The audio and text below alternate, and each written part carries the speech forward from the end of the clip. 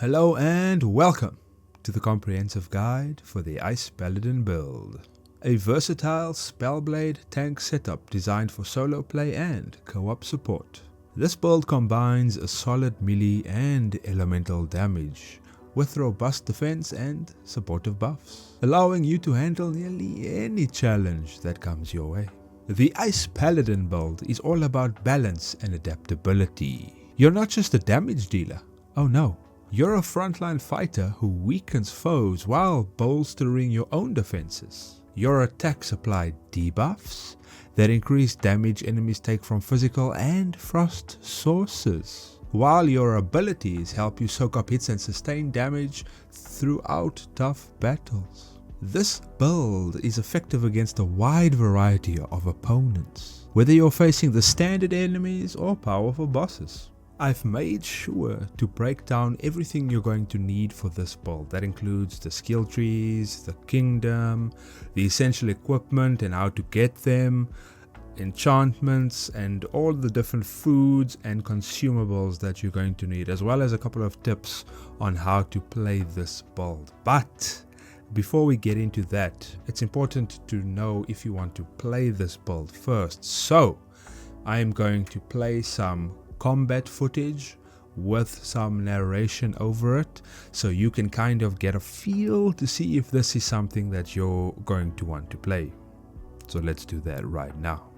Well, here we are, back in the game. I wanted to start off by showing you some footage fighting some weaker foes. I wanted you to get a quick understanding more or less of your power level compared to the lower end monsters. So as you can see, what I'm doing is I am buffing up with all that delicious 3 AM munchies. And I was going to start off by the bandits, but then I found this illuminator over here, so I thought, you know what, he can't be too hard, right? Let me just fully buff and go all out on his ass. With his 550 HP, let's see what I can do. First thing I do is I hit him with a shield charge. Gives him elemental vulnerability. Hit him with a puncture. Debuffs him again. Leap strike. I forgot what's the name of that strike. I will check that later. But anyway, now that that strike is on cooldown, to get my discipline boon, I could either use focus, or I can eat that delicious angel cake that is on shift 5. But anyway, you don't really need to buff yourself too hectic for these enemies. I mean, 125 HP, that's pretty low. 2 shots, alright, 2 shots. As you can see, I'm not using the drums either. You could if you wanted, but I mean, come on. You're just going to spend more time setting up and disassembling your drums instead of combat. So I decided to just run through this area, so to speak, and kind of just show you what's happening. I was struggling to find some of the enemies. There's usually an archer over there, but I went up to the boss, which again is not going to be that much of a hassle, to be honest with you. With his 175 HP, he ain't got nothing on me. I didn't mean to rhyme that, but I did. So there we go, we got that one shot in, he's half health. Boom. One gong strike. So you can use gong strike fairly often as long as you keep using your infuse cold. As long as you have your cool boon up, you're good to go. And yeah, so it's really easy with these lower monsters. I'll just show you this last archer over here. He stands no chance. So any lower end mob has no chance against you with this build. So let's go up to some more challenging monsters, shall we? I was cruising around the Endmarker Forest. I saw this giant. I assumed bigger would be scarier, so I over-prepared with the drums. In fact, I think he was tripping balls, because as soon as he saw me, he started backing up. He was like, oh, hell no. He's like shouting at me, get out of here. And he starts backing up. So I'm like, what? Get your ass over here with your 850 health. I saw the bandit on the left too, so I made sure not to push him.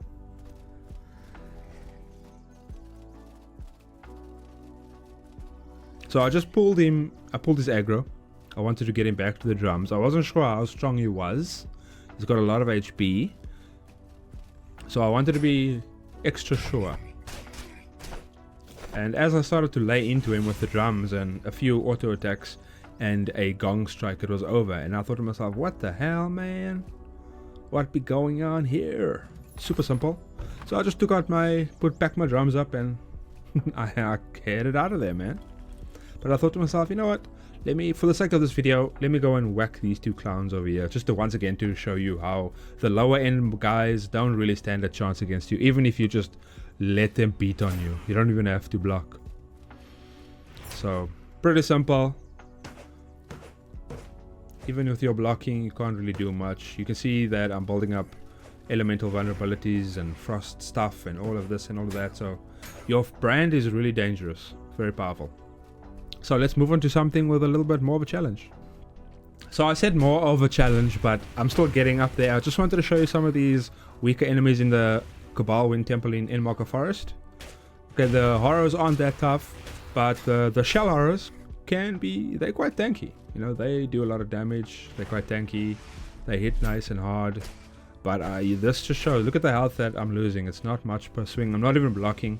So all of that barrier and the protection I'm getting from my armor and my enchantments are really tanking a lot of damage for me. So this build lets you be more, let's say, loose with your play style. You don't have to be ultra sweaty. You don't have to block every attack. You can just let a few attacks get you. So it's perfect for a noob like myself.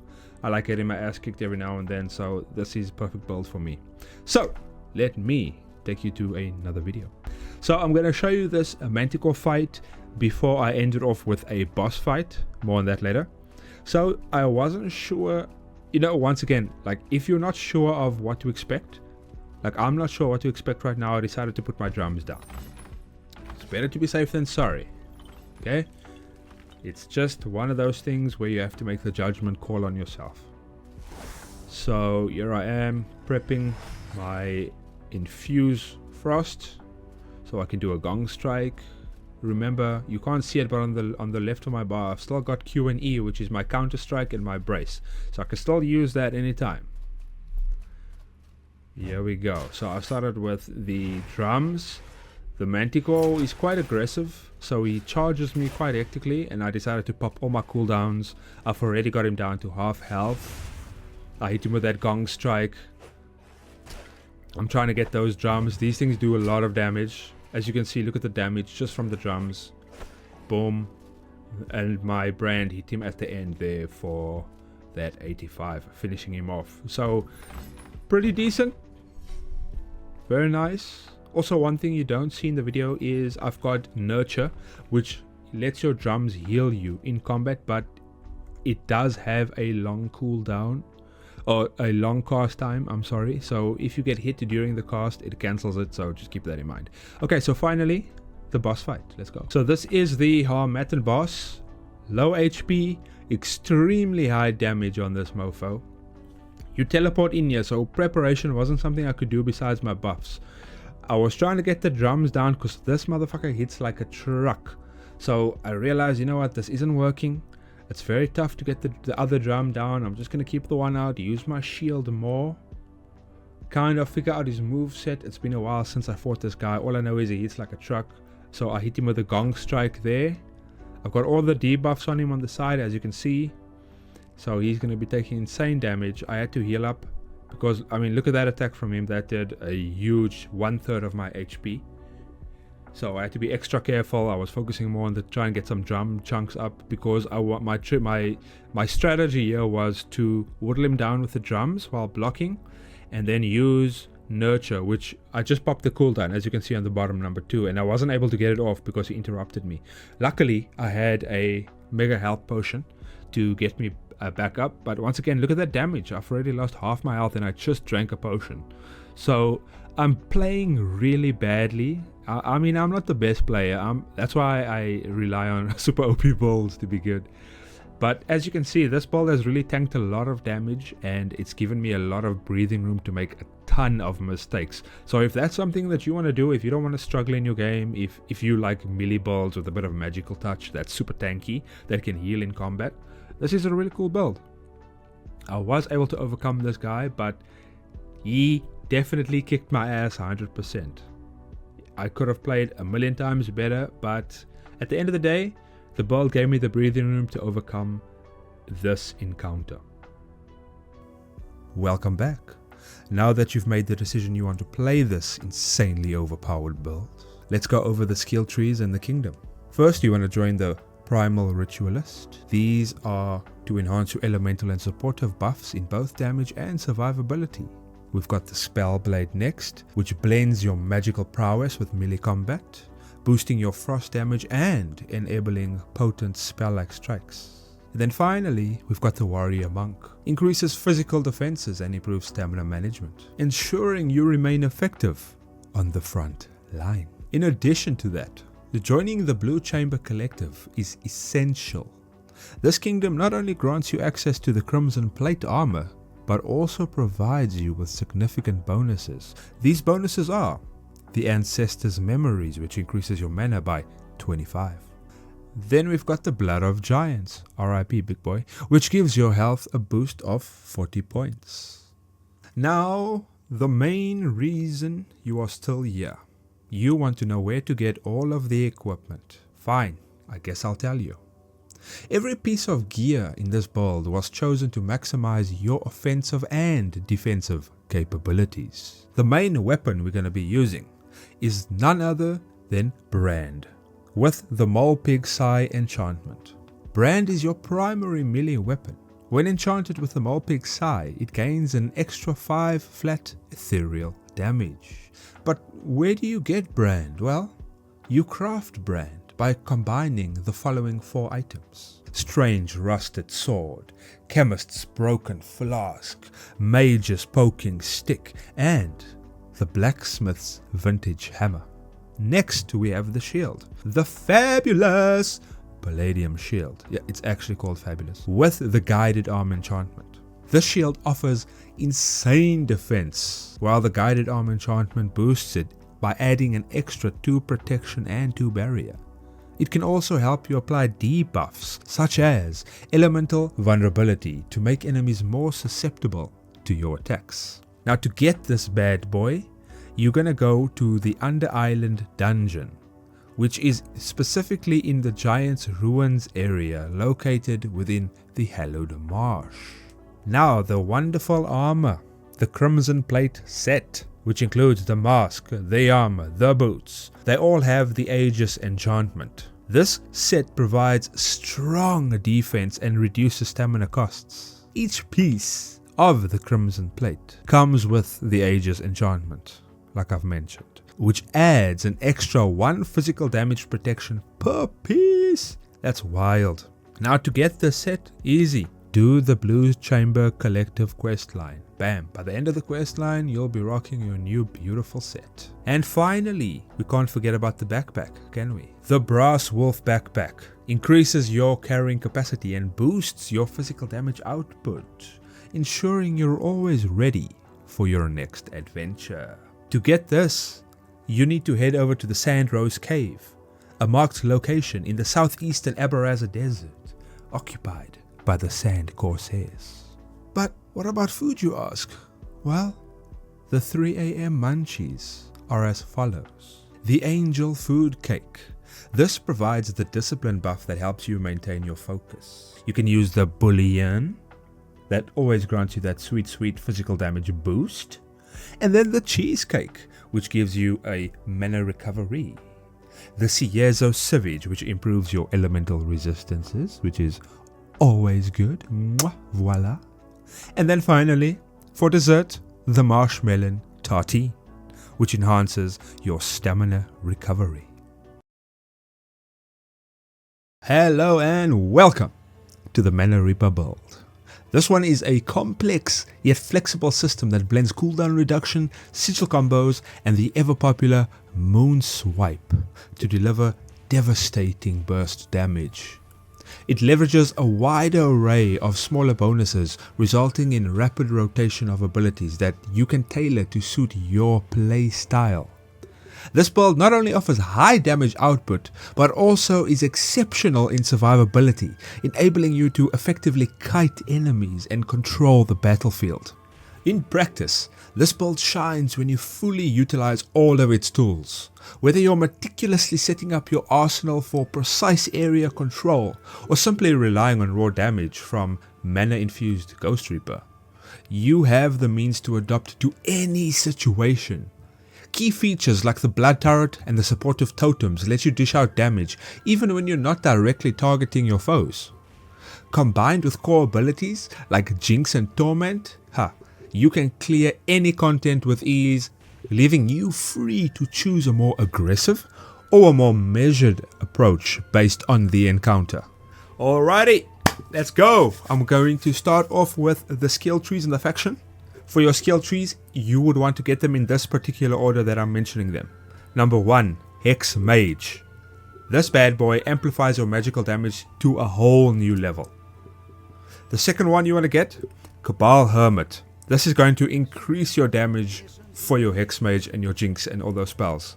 And then finally, your support tree, the Primal Ritualist, which is the drums, the drum boy.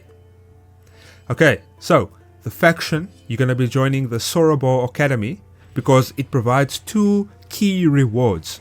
The infused mana spell, which gives you an increase 25% ethereal damage, and you gain a flat 10% ethereal damage to your weapon. So this works nicely with the main hand weapon, which I'll be talking about later. And lastly, the final reward for joining the academy would be the Logistics Expert, which reduces all cooldowns by 10%, increases movement speed by 5%, and boosts your pouch capacity by 5 points.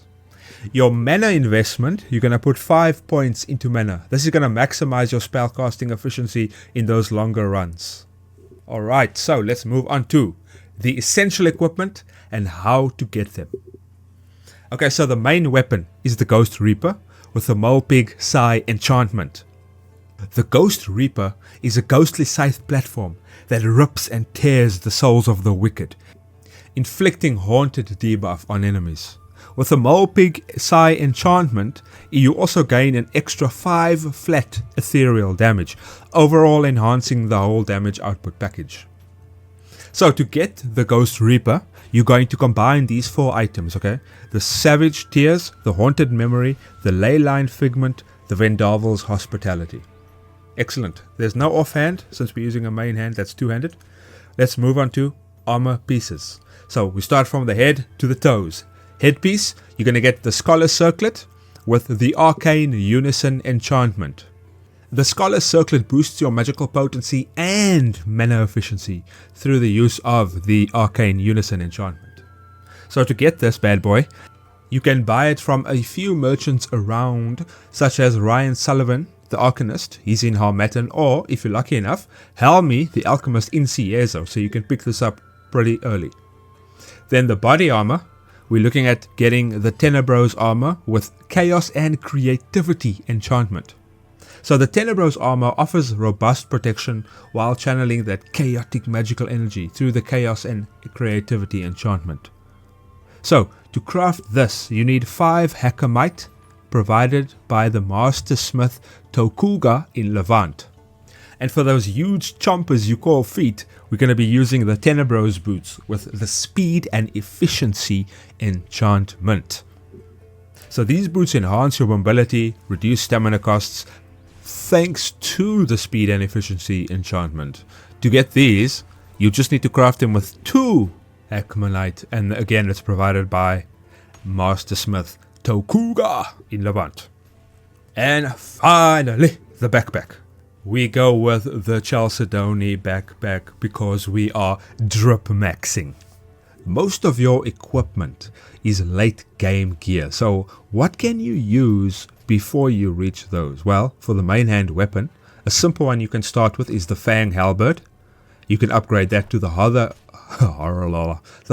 Halberd, and ultimately then you can craft the Ghost Reaper. Your chest armor progression, you can start with the Scholar attire, then you can upgrade that to the Clan Sage robe, and then finally move on to the Tenebros armor for the late game progression. The boots, you can start with the Scholar boots, keep those all the way till you get those Tenebros for those huge chompers you call feet. For your 3 AM munchies, you can be using the Ocean Fricassi. This is an early game food that provides mana, health and stamina recover, albeit at a lower rank, making it ideal for sustaining you in the early game. And then you can also use early game, it's called, let me try and pronounce this, it's a French word, pot de feu, pirate, whatever the fuck. It restores 30% of your hunger. It also grants you mana recovery and health recovery. It's also easier to craft because it only requires 3 fish and 1 salt. And then the standard options, which you should definitely be using middle to late game at all times. Bread of the Wild, because it offers you the highest rank of HP regen. Marshmallow Tartine, it delivers the highest rank of stamina recovery. And then the Cheesecake, which grants you the highest rank of mana regeneration. And to finish off the build, some early game and middle game skill rotations. Now, for early, as with most builds that incorporate Hex Mage, Jinx and Torment will carry you through the entirety of the early game. However, there are other options to enhance your playstyle during this phase. You will have access to both Blood Sigil and the Sigil of Wind early on. Use these sigils alongside Mana Push and Spark for powerful synergies. Adding in the occasional Moon Swipe whenever the mood takes you. This provides you with that additional crowd control and damage, allowing you to clear all of your content officially. For a strong start, you want to obtain the Scholar set from the Alchemist in Ciezo and equip a Fang Halberd after securing enough silver. Then, travel to Harmattan to acquire Jinx and Torment. It's best to wait until you can purchase all of the necessary skills from the trainers in Harmattan, but if you're in a hurry, just prioritize Jinx and Torment at all times. These 2 abilities alone can dominate the early game. Okay, now for the middle game skill rotation. By now, you should have your skills and enough equipment to use them. There is still some work left to be done on your build, but you should have the ability to do all the things that your build needs to do. While the basics like Jinx and Torment spam will still prove capable, your options for potential greater damage begins now, because you have access to Totems, Blood Turret and the Gift of Blood, opening the build up to new play styles. Like I mentioned, your early game staple will still be useful, but if you choose to utilize your new toys, you can entirely focus just on kiting and dodging. Your Blood Turret will attack enemies unattended, and if you kite within range of your totems, you can simply hit them instead of your enemy. Obviously, this is not an optimal use of the tools available to you. A combination of attacks and abilities should be tailored to whatever situation you find yourself in. Hello friends, welcome to the ultimate guide for the Slayer build. It's a setup that's all about dealing massive physical and impact damage, while you remain surprisingly tanky.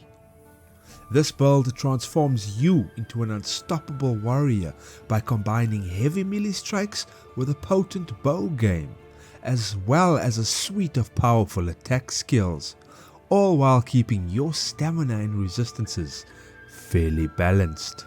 This build does give you boosted health and stamina, so you're in this forgiving position, but you gotta manage your rage and discipline carefully. You use Brace to regain discipline after blocking, and you can keep some potions ready for when Enrage is on cooldown. You're also going to be doing a lot of resistance stacking, because without an additional barrier, stacking resistances is crucial for this build. You combine your skills like Master of Motion and Shamanic Resonance, and you can also use elemental resistance foods to easily reach around 60 elemental resistance. So I've got some gameplay here where I've done some narration, so you can kind of get a feel of if this build is something that you like. So let's watch that now, and then after that I'm going to be telling you about what skills and armors and weapons and all of that good stuff that you need to get this build up and running. So let's do that. Yeah, so playing this build is extremely powerful, especially against the weaker enemies like these bandits in this camp that I'm going to be going through. This build mainly focuses on high physical damage with some sweet stamina reduction, which is always good, especially for these melee builds that use a lot of stamina for their skills. Oh, something to mention about my mana. I also took 1 point of mana, so I could use the Infuse Wind on my Zagus blade, which increases my attack speed quite dramatically. So that was always a bonus, but you don't have to do that immediately until you get all of the wind temples that you want, especially in the areas that you're going to be in. So I'm coming up on the boss area, but you know, these bandits aren't exactly the toughest. So like I said, common enemies, you're gonna have a super easy time.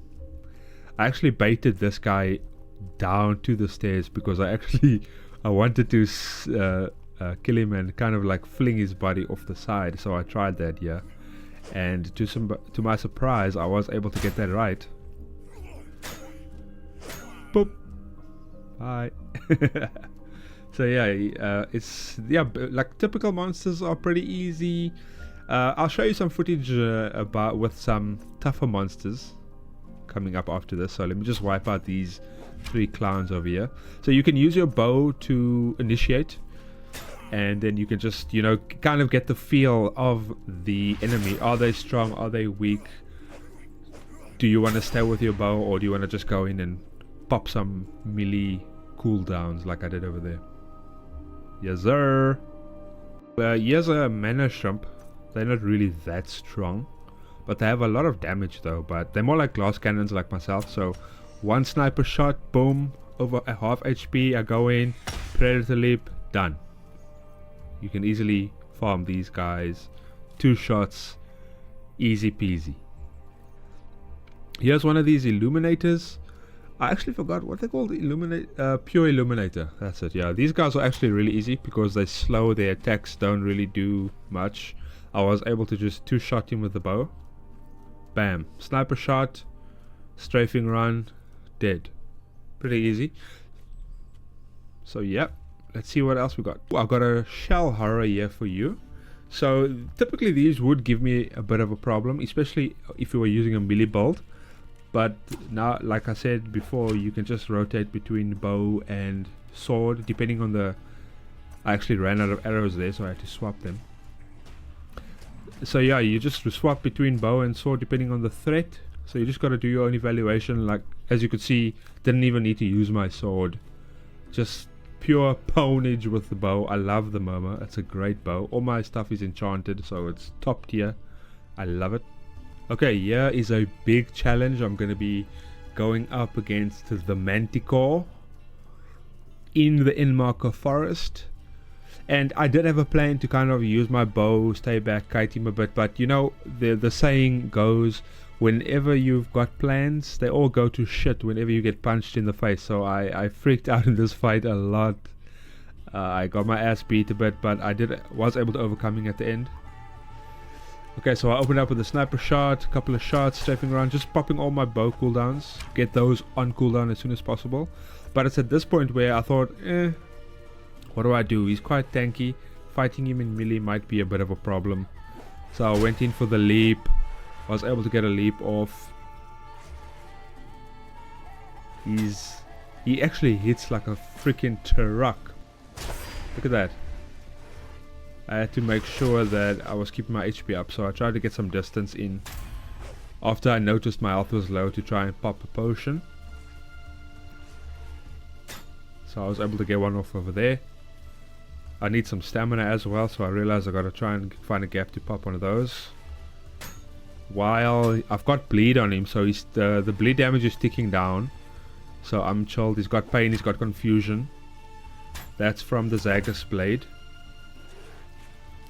I was trying to just stay back, use bow attacks because this guy's pretty dangerous. He's already hit me with the poison, so I'm bleeding out as well. So it's just about a battle of attrition right now. But once I saw he was under 100, I was like, nah, I got this, don't worry. The bleed will kill him, if nothing else. I'll just stay back, let the bleed do its thing. You can see it's kicking in, it's doing a lot of damage to him. And boom. done. But it was a pretty close fight. I made a lot of mistakes as well. Could have been better. But just goes to show you that this build is pretty decent at taking out bosses. And yeah, I love it. Alrighty. So hopefully you've kind of got a sense of whether you want to play this build or not. The first skill tree you're going to go for is the Warrior Monk. You're going to take Brace. That's a really good spell because it blocks incoming attacks and helps you regain stability, keeping you on your feet during the heat of battle. So that's really awesome. The Master of Motion grants an extra 10 resistance, including impact resistance, so you're less likely to get staggered. Then you've got Flash Onslaught, a heavy hitting melee AoE ability that makes you invulnerable for a short period and confuses enemies, reducing their impact resistance by 25%. Then you've got the 40 point stamina breakthrough that ensures that you have ample stamina to keep swinging and dodging without pause. And as you could see in those fights, you do a lot of swinging, you do a lot of dodging. Then the second tree is the Hunter tree. The Predator Leap skill, it provides great mobility. It lets you close gaps quickly and create distance as well if you need. And it also adds extra impact damage to your strikes. Then you've got the 40 HP breakthrough.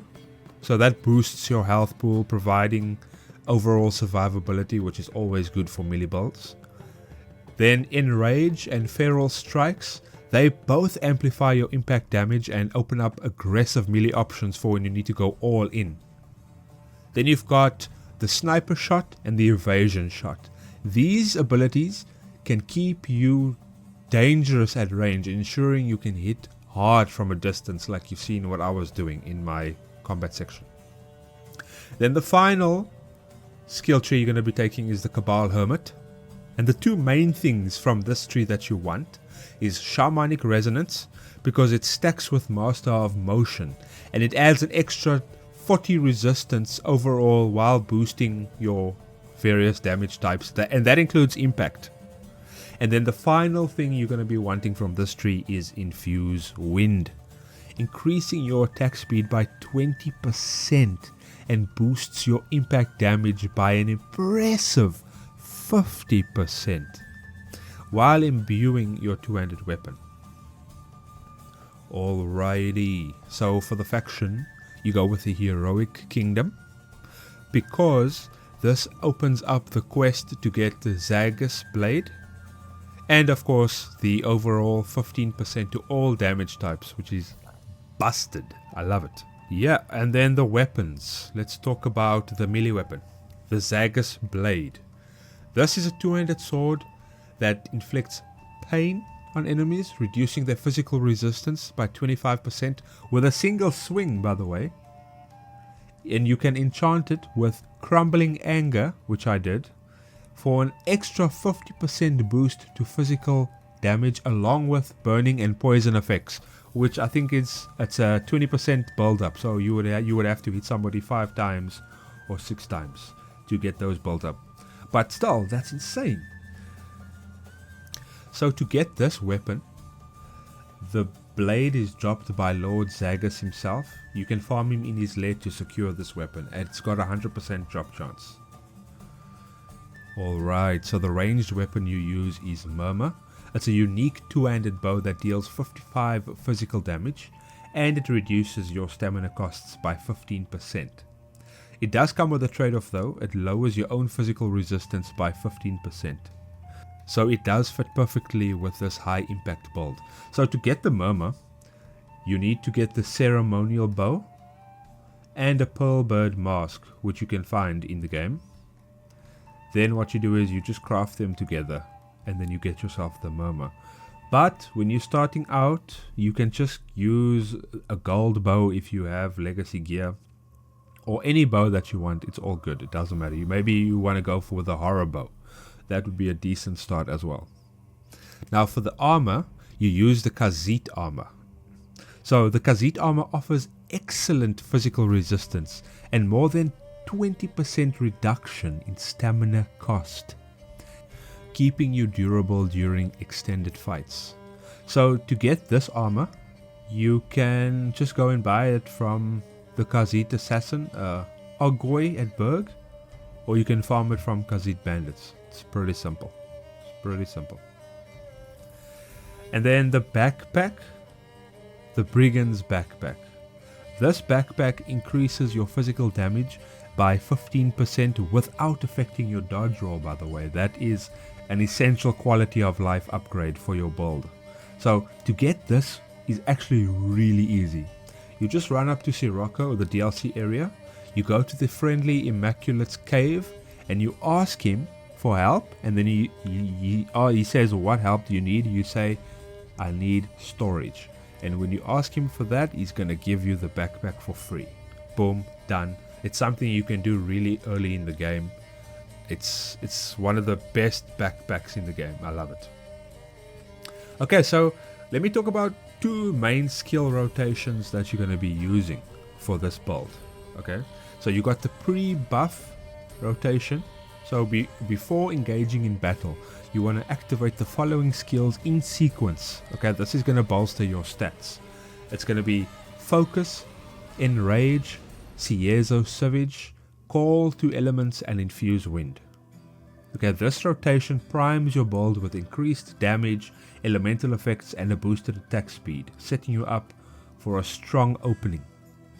Okay, so when fighting groups of enemies, you want to use this sequence to maximize area damage and control. Okay, so it's going to be Sniper Shot, Strafing Run, Evasion Shot, Predator Leap, Pommel Counter, Flash Onslaught, Feral Strikes. This combo allows you to hit multiple enemies effectively while maintaining your position and control during intense battles. Cool, thanks for watching. I'll see you around. This is an in-game build and not for beginners. Multiple playthroughs and the use of legacy chests are needed to obtain some of the equipment. The idea behind this build is to utilize the stacking effect of sigils. For example, if you place multiple sigils on top of each other, casting certain spells while standing within all sigils will interact with them all at the same time to deal massive elemental damage with each hit. Unlike other mage builds, this build does not require a lot of mana, therefore the equipment is chosen in a way to maximize fire, frost and lightning bonus damage. With this build, it's possible to achieve 55% fire damage bonus, 95% frost damage bonus, 50% lightning damage bonus and a minus 25% mana cost. Let's start with your breakthrough points. Grab Shamanic Resonance from the Wind Cabal, then grab the Leyline Connection breakthrough, and finally get the Well of Mana breakthrough. For this build, I would recommend joining the Holy Faction to get the passive skill called Divine Assistance, which gives you minus 10% mana cost and minus 10% stamina cost. Take Internalized Lexicon. This enables you to use runic magic while equipping two-handed weapons. Now let's take a look at the gear and equipment. For your weapon, get the Thermal Claymore. If you don't know how to craft it, check out my previous video, the OP Hex Mage build, for instructions there. For the head, buy the White Priest Mattia, you can get it from Lane the Alchemist in Monsoon. And lastly, for the chest and boots, get the Crimson Plate armor set. You get these by completing the Blue Chamber Collective quest line. This is where you tuck this set into a legacy chest and collect it on your Sigil Stacking Mage in a new game. Get yourself the Light Mender's backpack. You can get it from completing the quest called Strange Apparitions. Also pick yourself up a Mage Tent. It gives you a really awesome buff, minus 15% mana cost to you once you've slept in it. And also get as many astral potions as you can. On a quick side note, if you don't want the Thermal Claymore, you can use the Rotwood Staff. It gives you a minus 25% mana cost and a 10% frost damage bonus. It's great if you don't want to worry about running out of mana, but it's less DPS output than the Claymore. So this is your buff order. First you cast Runic Protection, then Runic Lantern, followed by the boons Warm, Cold and Blessed. You should make sure that these buffs are always active. When you spot an enemy, cast your sigils before engaging. I recommend casting the Sigil of Wind first because it has a small channeling time. Stand within the sigils, you don't have to recast them if they're active, and cast Spark. This will result in you casting Fireball and Lightning Spark at the same time. This is your primary attack and Spark does not use any mana, so go ahead and spam it. Your alternative attack is while standing in the sigils, cast Mana Push. This will result in you casting Frost Push and Ethereal Bolt at the same time, and this attack has very high impact damage. Well, to conclude, this build has the ability to deal some insane damage, but the skill cap is a bit higher than usual and it requires a lot of work to get the gear. But I hope you guys enjoyed this build. It would really be appreciated if you would give this video a like and a comment telling me how I can change or improve this build. And if you want to be notified of more OP outward builds, please click the subscribe button. So thanks for watching guys, and as usual, one next the INUCI. Today I'm showcasing what I would consider literally the coolest build for the Sauraborians DLC, the Speedster Ice Punch build. So if you've seen my Fire Fist video, then this build will be quite familiar to you. But I found a way to use 2 Prismatic Flurries in a row without cooldown, making this build extremely powerful and able to take out most enemies with both flurries in a single encounter. So this time around we spend a breakthrough point at the Speedster Trainer in Harmattan to get the skill Prime. What this does is, once you've reached alertness level 2 in combat, you can activate Prime, and after that whatever skill you use, you can use it twice before the cooldown begins. So you can see where this is going, but wait, there's actually a twist. Instead of fighting to reach alert level 2, which can get annoying because if you get hit by an opponent you will lose your alertness levels. So I found a spiked alertness potion sold by Robin Garnett in Hamilton. It grants you alertness level 2 on the spot. So I used the Virgin Helmet and boots enchanted with Inner Cool. I did the Wendigo's Breath first enchant on my Virgin Fists. The game had a glitch where I couldn't enchant the Virgin Chest, so I enchanted the Desert Chest with Inner Cool instead, which doesn't look very badass, but it gets the job done just fine. This game still has a few bugs that needs to be fixed, but moving on. So you have 2 choices with your attack rotations. The first would be to drink the potion, then use Prime, then use 2 elemental discharges followed by a Prismatic Flurry. Your second option, for tougher foes, drink the potion, use Prime and attack with 2 Prismatic Flurries and end with an elemental discharge. And to be honest, I really had to use this option because I ended up one-shotting almost everything anyway with this build. But like I said, the second option is great for those elite mobs or bosses. Also, this meta can be applied to my Fire Fist Mage build to make that even more OP. And that's going to be it for this video. If you enjoyed it, please consider giving it a like. It helps with the YouTube algorithm. And if you want to be notified of more content like this, please click the subscribe button and ring the bell. My name is Sean of RPG Authority, and I'll see you in the next one. It's time for big bonks. I've never tried a great mace build in Outward before, so I wanted to give it a try. This build was created by Leoscar on the Outward wiki, and I actually enjoyed the heck out of this one because I never had to constantly rebuff unless I was in a big fight, and I was able to poise through most enemy attacks. And most importantly, this build is simple and easy to use because any fool can make a simple thing complex, but it takes a genius to make a complex thing simple. All I had to do was swing my big mace, and if I felt like I needed to do more, I could use my cannon pistol with shatter to apply pain and confusion beforehand. Another awesome thing about this build is that you have many ways to lock down your enemy's stamina bar. Between your sweep kick, juggernaut and predator leap, there's not much your enemy can do besides just stand there and get stun locked while they're taking them big bonks. Damage reduction is actually pretty high as well with the Zargus armor and head. It lets me run in and swing and I don't have to feel tactical. In fact, why would I want to be tactical when I have a Tar Great Hammer? I just want to bonk bonk bonk and then drink a health potion afterwards. Oh, and use the Slayer boots and not the Zagi boots. Just trust me, bro. But on the rare occasion though, there are times where it would be beneficial to dodge or block. And that's where Brace and the Brigand's Backpack comes into play. And if you really need that big dick damage to burn down a boss fast, or just any dangerous enemy in general, you can always finish off your rotation with a Flash Onslaught or Feral Strikes. So I went with the Heroic Kingdom because Alchemical Experiment is pretty OP.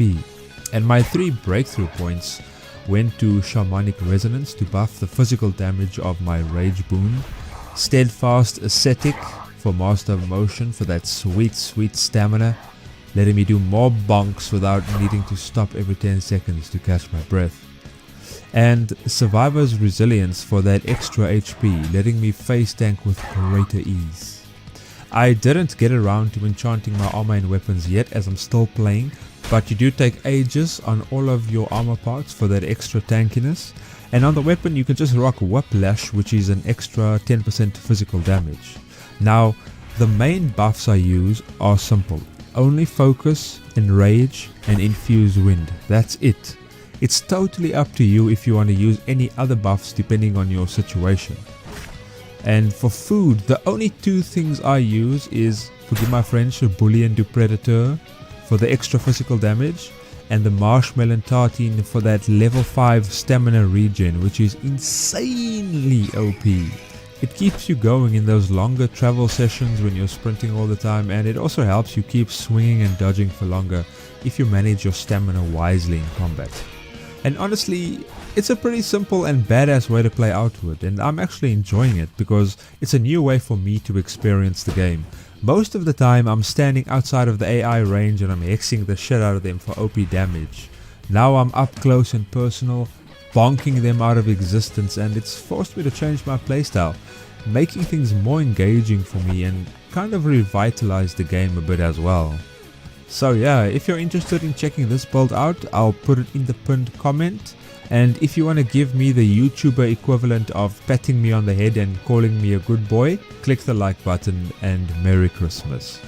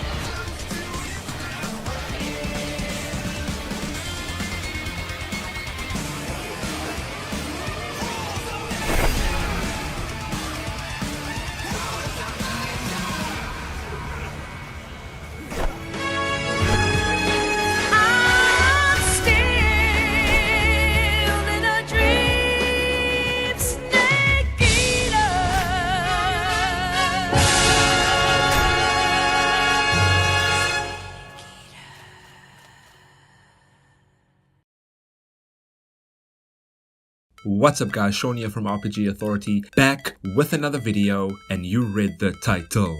Today we've got a build by Skooma. It's called Dragoon. A Dragoon is a heavily armored but nonetheless mobile force that specializes in graceful aerial combat through the use of their spears and lances. It's clear that this is the inspiration from the Final Fantasy themed knight. Dragoons are powerful physical attackers who wield spears and lances. They wear special armor meant to invoke the imagery of dragons, including helmets shaped like a dragon's head, spikes, wings and scale designs. The Dragoon has two options for this build: Heavy Dragon Knight or Aerial Lancer. The Heavy Dragon Knight uses the tar armor and boots with the Tanosaur mask, while the Lancers use the caged armor, Master Trader boots and Virgin helmet enchanted with Rascal's Verve. The trademark ability of the Dragoons in Final Fantasy is Jump, which allows them to leap into the air and avoid attacks while airborne, and descend a moment later to impale enemies and deal heavy damage. Here we use Predator Leap, Splitter and Flourish. Sometimes Dragoons use various breath abilities to deal either elemental damage or drain enemies' HP for themselves, referring to the dragon's typical ability of breathing fire.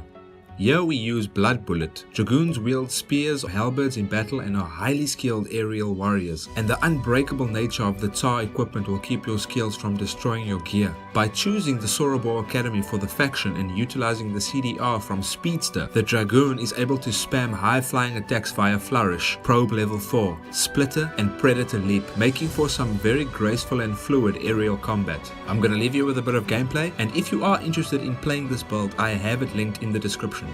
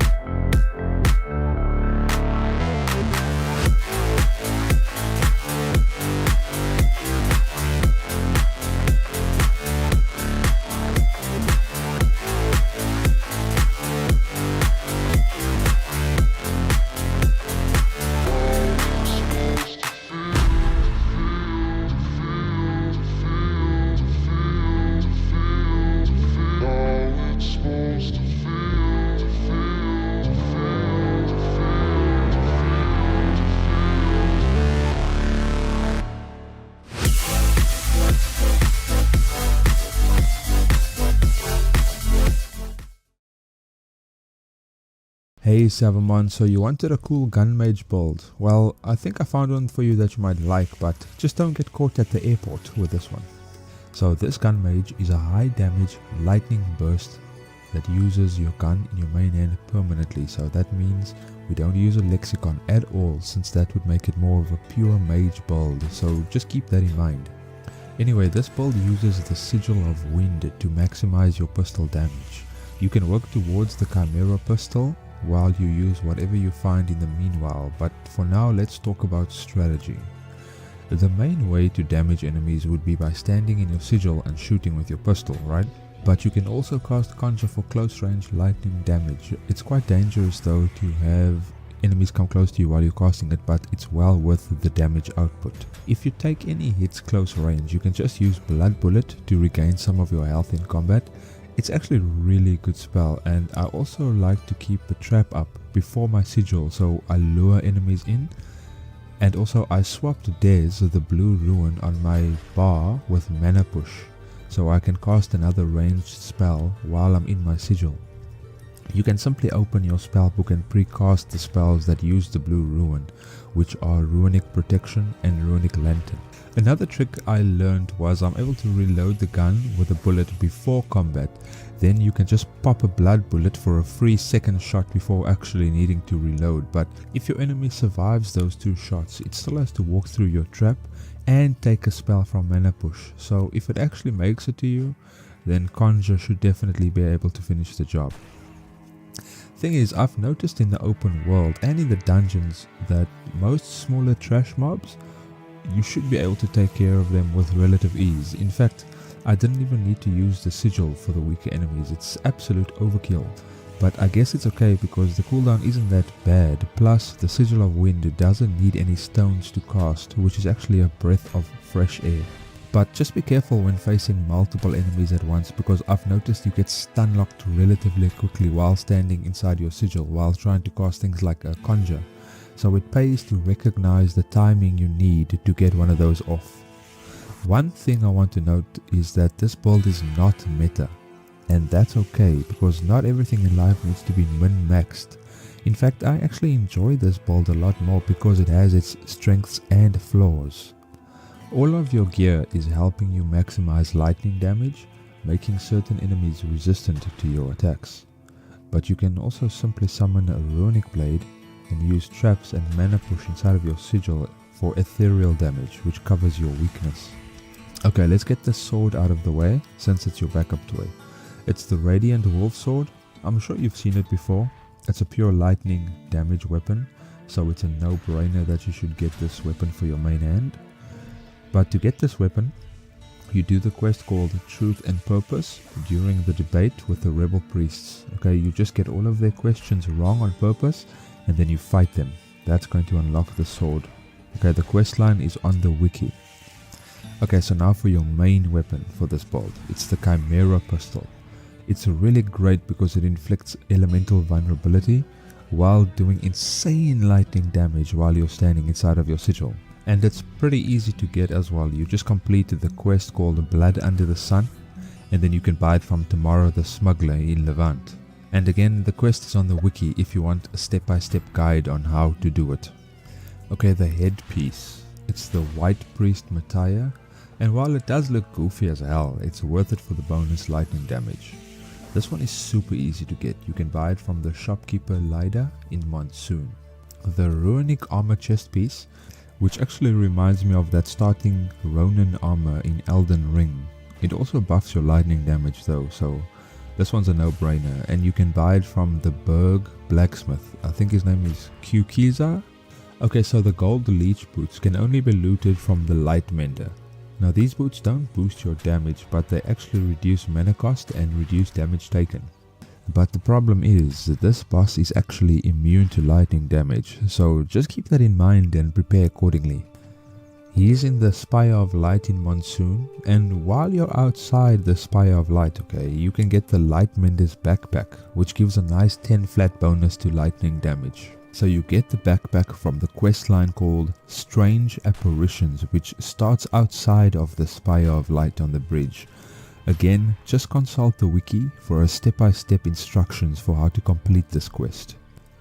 That's basically your kit. So with that done, I went with the Holy Mission. It's basically how you're going to get the sword, plus a few other cool rewards like Infuse Light and Exalted, if you're feeling like trading your health for some insane damage. So your 3 trainers will be the Hermit for Shamanic Resonance, Sigil of Wind, and Conjure. Just remember to grab the wind altars in each region so you're actually able to use the Sigil.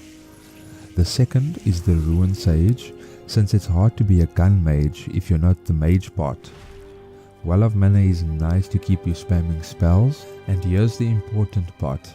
You take Internalized Lexicon, which removes the need to wield a book in your offhand, which is what you want, right? Again, you can't be a gun mage if you're not holding a gun. And yes, the other choices could be stronger overall, but that just removes the point of playing a gun mage. Anyway, the final trainer is the Mercenary in Levant. The main reason for going with them is Blood Bullet, which is a top tier skill for any gunslinger. Marathoner and Swiftfoot allow you to keep your distance on enemies, giving you tons of breathing room, allowing you to kite while you either wait for cooldowns or opportunities to counterattack. For buffs, you just want Blessed and Possessed. And for food, I like to take the Cheesecake for that sweet level 4 mana restoration. You can also get that cake at the Harmattan Baker. Oh, another thing that you can get is the Marshmallow Tartine. With this build, you'll basically be able to sprint forever without getting tired, which is actually super awesome for those long distance travels.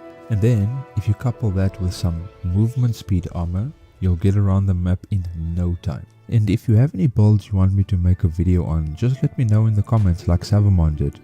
And if you think the Gun Mage is a cool build, boop the like button so I know how many of you agree.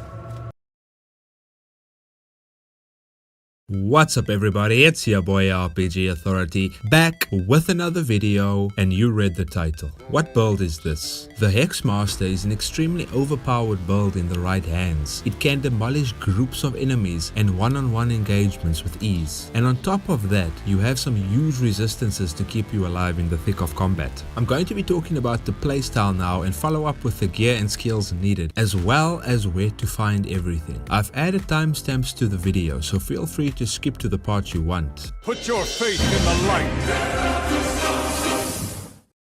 This build has really good multi-elemental and AoE damage. It also has insane resistances and doesn't need a lot of mana and stamina. First, make sure your food and boons are up for those big fights. A basic opener would be to use Haunting Beat for Haunted Hex, Welkin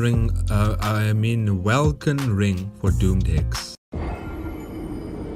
Pop a shield charge, this will apply Scorched and Curse. Use Puncture for pain, or just use the auto attack from the brand for pain and chill. Then you want to use Torment to trigger the hexes on the enemy, and then to finish them off you can use Rupture, which will detonate all hexes on nearby enemies. This attack rotation is absurdly deadly. You can use Mana Ward for the Force Bubble, which is a 4-second immunity from damage. I tend to use it after Welkin Ring as I'm about to get close for a shield charge and puncture. This build is quite dependent on your totems and Lockwell's Revelation to be really overpowered, so just keep that in mind when you want to take down much larger enemies. As for weaker overworld mobs, you should be fine. But the more you play this build, the more you realize what is needed in each situation. Something to note about the shield charge is that it hits twice, once at the start of the animation and once at the end. So if you don't want to use it to close a gap on an enemy, try running up really close before activating it for the double damage. You can use Reverberation after your rotation to create an AoE damage zone, but just note that the zone size and damage does depend on the amount of charges the drums have. You can also substitute Puncture for Flash Onslaught to hit multiple targets and apply Confusion Hex, but it does consume your Discipline boon.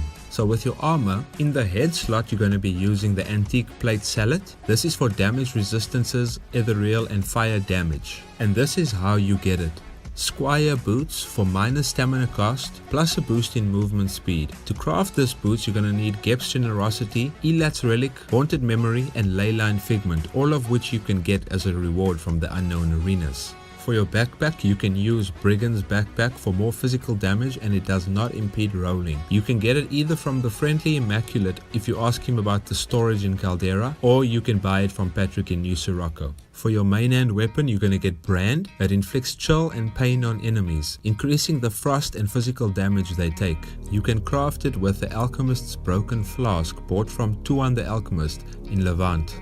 Mage's Poking Stick, bought from Lane the Alchemist in Monsoon, the Blacksmith's Vintage Hammer, bought from Kukiza the Blacksmith in Berg, and lastly, you need the Strange Rusted Sword, which is found on top of the Conflux Mountain in a rock guarded by a rock mantis. For your shield, you're going to be using the Astral Shield, which inflicts Scorched and Cursed on shield charge. You need 3 items to craft it. The first 2, Trinket Handle and Flat Prism, can both be found on Scarlet Emissaries, Ornate Chests or Gladiator's Arena Chest. And the final item, Waning Tentacle, can be found on Grandmother Medace, a unique monster in Sulfuric Caverns with a 100% chance to drop. Or it can be farmed on the Drifting and Elder Medace, albeit the chances to drop are significantly lower. For your enchantments, on the weapon brand you want to use Molpig Sai. It gives you a flat ethereal bonus damage. On your shield you want to use Guided Arm. It gives the shield 2 protection and 2 barrier. On your head you want to use Economy, which gives you a 10% mana reduction to your skills. On your chest you want to use the Spirit of Berg, which gives you a minus 10% stamina cost and you gain a 25% ethereal damage bonus. On your boots you want to use Flux, which gives you a movement speed and lightning damage bonus. For the faction we want to go with the Blue Chamber Collective for the Ancestors' Memories, the Blood of Giants and Infused Blood. Our breakthrough points are going to be Sacred Fumes for the Ghost Drums, Bloodlust for the Hexes, and Steadfast Aesthetic for that extra stamina. Your quick pass skills should be Shield Charge, you can get it from Eto Akiyuki in Ciezo, Puncture from Marcus in Levant, Torment and Rupture, both of these you can grab from Ella Lockwell in Harmattan. Mana Ward, you can scoop this up from Elmon in Monsoon. Reverberation, Haunting Beat, and Welkin Ring. These 3 you can pick up from Sinai the Primal Ritualist. And for your boons you're going to need the following: Infuse Blood, Cool, Mist, Blessed, Possessed, Focus, Enrage. Now for your food you're going to be needing Bouillon du Prédateur, Bouillon du Prédateur. it restores stamina and increases damage. Bread of the Wild, gives you the warm boon plus HP regen. Ciezo Savage, which gives you elemental resistance and mana regen. I have another video on a build I think you might like. You can check it out on screen now if you're interested.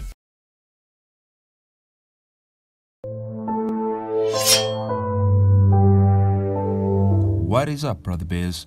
Today I'm showcasing a physical damage meta build by the name of Master of Weapons, created by the Annoying Crow. This build uses the Tsar Claymore and the Shadow Khazit light set for increased cooldown reduction, allowing you to spam your skills more often. This build uses a lot of skills that deal insane physical damage, and having that cooldown reduction allows you to do more damage over a longer period of time in battle. With the Brigand's Backpack, the Whiplash and Assassin enchants, the faction skills from the Heroic Kingdom, and your Bone Tent buff, you start to stack insanely high amounts of physical damage, leading to some powerful damage output from your skills like a Moment of Truth. Speaking about skills, what I like about this build is that it uses no mana and it focuses more on stamina and cooldown management. Plus, who doesn't like a two-handed sword wielding badass in any game, huh? According to the guide, your skill combinations are relatively simple. You open up with Perfect Strike into a Moment of Truth combo, followed up by Predator Leap for that amazing AoE ground smash. Then you can use Probe level 4 with the Speedster Breakthrough point. Your cooldown reduction is lowered by an additional 40%. On top of that, why I like Probe is because on Probe level 2 and 3, it inflicts confusion and pain respectively, increasing your damage output even more. Once you reach Probe level 4, you can rotate back into Moment of Truth. Now don't forget you have some amazing defensive spells at your disposal as well. Like Sweep Kick to manage your opponent's stability bar, as well as Counter Strike and Pommel Counter. These let you block a full damage attack and counter with insane damage. And finally, you have Unerring Read, which can be used to lower your alertness level without needing to be hit, and it lets you absorb one full hit of damage from an enemy. It's especially useful if you want to power through the enemy's attack with your own. If you want to see all the damage numbers crunched out by some nerd smarter than you, go check out the Annoying Crow's build on the wiki. He's left a mathematician's wet dream down in the build details. I'll leave a link in the description.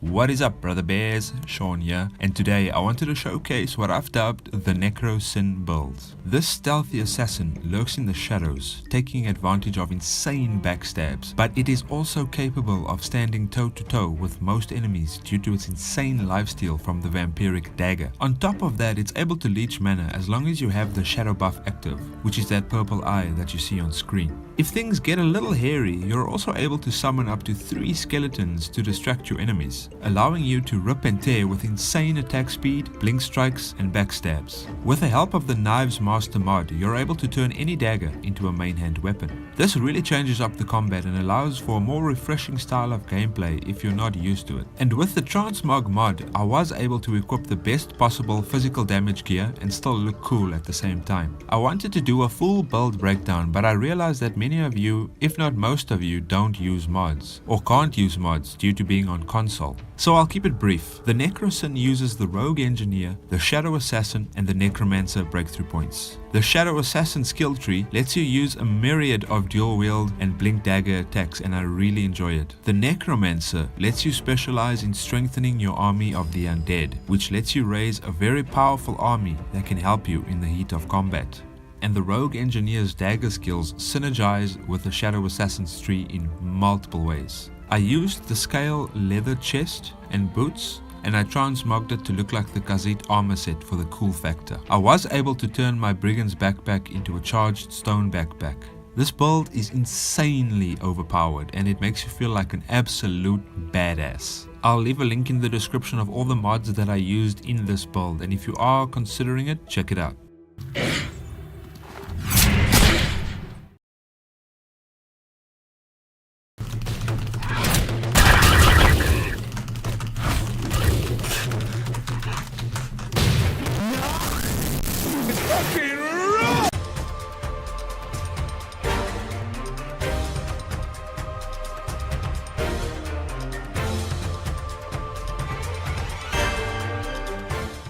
What's up my fellow troglodytes? Today I want to introduce you to the Fire Fist Reforged build. This build is a reworked version of one of my older builds to bring it up to speed with the Three Brothers DLC. It uses Prime and Prismatic Flurry to deal some insane burst damage to our unsuspecting victims. Before I speak more about the playstyle, let's go through the requirements of this build. We choose the Heroic Kingdom of Levant for Alchemical Experiment. Then our breakthrough points will be the Cabal Hermit, the Speedster, and the Philosopher. Our priority active and passive skills are Probe, Prime, Unerring Read, Fire Affinity, Infuse Fire, Elemental Discharge, Prismatic Flurry, the 5 boons that Prismatic Flurry checks for. They are Blessed, Cool, Mist, Possessed, and Warm. The armor we need is the Crimson Set and the Brigand Backpack. And our weapon will be the Virgin Fist with the Fireforge enchant. And finally, we grab a few alertness potions for when you want to set up a burst attack on an elite monster. The playstyle is fairly simple. Always keep up your 5 boons and infuse fire whenever you want to use Prismatic Flurry. If you want to burst a monster down, use Prime before you engage. This will allow you to use 2 flurries in a row for max damage. If the creature is a powerful one, you can always activate Unerring Read before you use Prime, so you're able to block its first attack, letting you focus more on doing damage instead of blocking or dodging. You can also use Elemental Discharge as an off-rotation ranged attack to keep your DPS up. And of course, if you don't have any alertness potions, you can use Probe to build stacks of alertness and do damage while you get Prismatic Flurry ready for the finisher. Just remember not to get hit because you will lose stacks of alertness. With all enchants, passives, and your armor, your fire damage is increased by 130%. Stack that with the power of the Fire AoE enchant and your fast attack speed from the fists and the burning fire damage your enemies receive. You become a serious DPS Andy. I'm keeping this build as simple as possible because I would love to hear in the comments ways that you can improve this build. So please do drop a comment down below with your 69 cents. It's always appreciated. I left a link down below of this build so you can view it at your own leisure. And with that being said, I'll see you next year. Bye guys.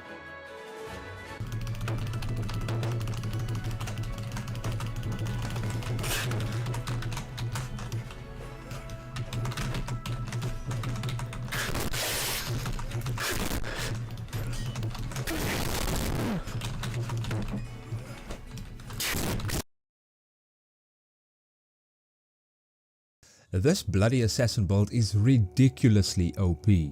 I know that's a strong statement, but hear me out. I never went full on sigils and daggers before, but my god, is Blood Leech the most broken thing ever. What is Blood Leech, you might be asking? Well, it's basically a life drain ability you place on an enemy that drains a certain percentage of health per second from the target and gives it to you. The thing is, it scales insanely well against high HP targets like bosses, but just keep in mind while you're leeching their health and topping yourself off, there's also a plethora of other abilities which you can use to chip away at the enemies with little to no input from yourself. How? Well, okay, listen. The gist of it is to stack both the fire and blood sigil on top of each other and use conjure to activate the blood turret that auto attacks for you. Then the world really opens up for what you want to do. Let's say you cast Mana Ward. Well, since you're standing in 2 sigils, that changes the spell, so you get Gift of Blood and Immolate from both sigils, which are both self buffs, giving you insane levels of damage. Now let's assume the enemy is drawing closer to you to attack. So you can use Spark, which will cast a fireball which inflicts burning to your enemy. Now he's burning and taking blood turret shots while running towards you.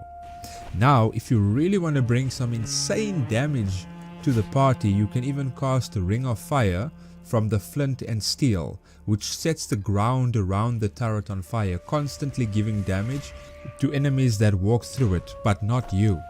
And finally, even if the enemy bothers to survive and makes it to your position in the sigil, you can simply use the dagger slash, which will apply the blood leech to him and start regenerating your health at a crazy level.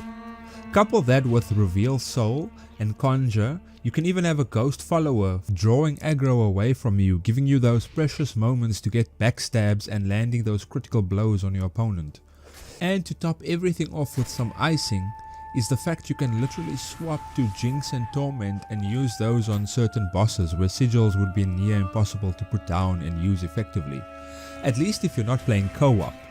Over here I'll show you some footage where I sped up me killing Queen Calixia with only Jinx and Torment. And yeah, it took a long ass time and mistakes were made on my part, mainly due to the fact that I took a bag that impedes my rolling.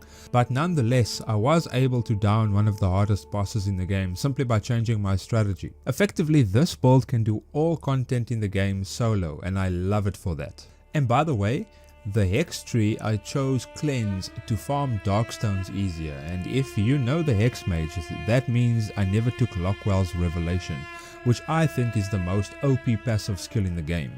And yet I was still able to overcome Queen Calixia and many other bosses, just at a slower pace.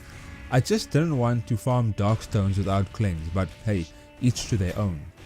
So Blood Leech will effectively kill anything under half HP because it's a percentage based drain. You have a plethora of magic abilities to use in sigils. You have a ghost buddy who can take aggro for you in many encounters while you get those deadly backstabs. And you're able to swap over to Hex Mage mode for enemies you find difficult to face. And one other thing you get is called Infused Blood, which is literally lifesteal on attack with your main weapon, keeping you topped up on normal attacks, and wow, this build is just truly amazing. Right, so I'm sure at this point you want to know about the details of the build, so let me start with the gear and then I'll move on to the skills. The sword used is the old Legion Gladius, which is mainly used for the War Memento enchantment, which inflicts Curse and Scorch in 4 hits. And the best place you can farm this sword would be at the Vendaval Bandits, but they also drop with Khazit Bandits. The dagger we use is called the Gilded Shiver of Tramontane, which is a pure frost damage weapon.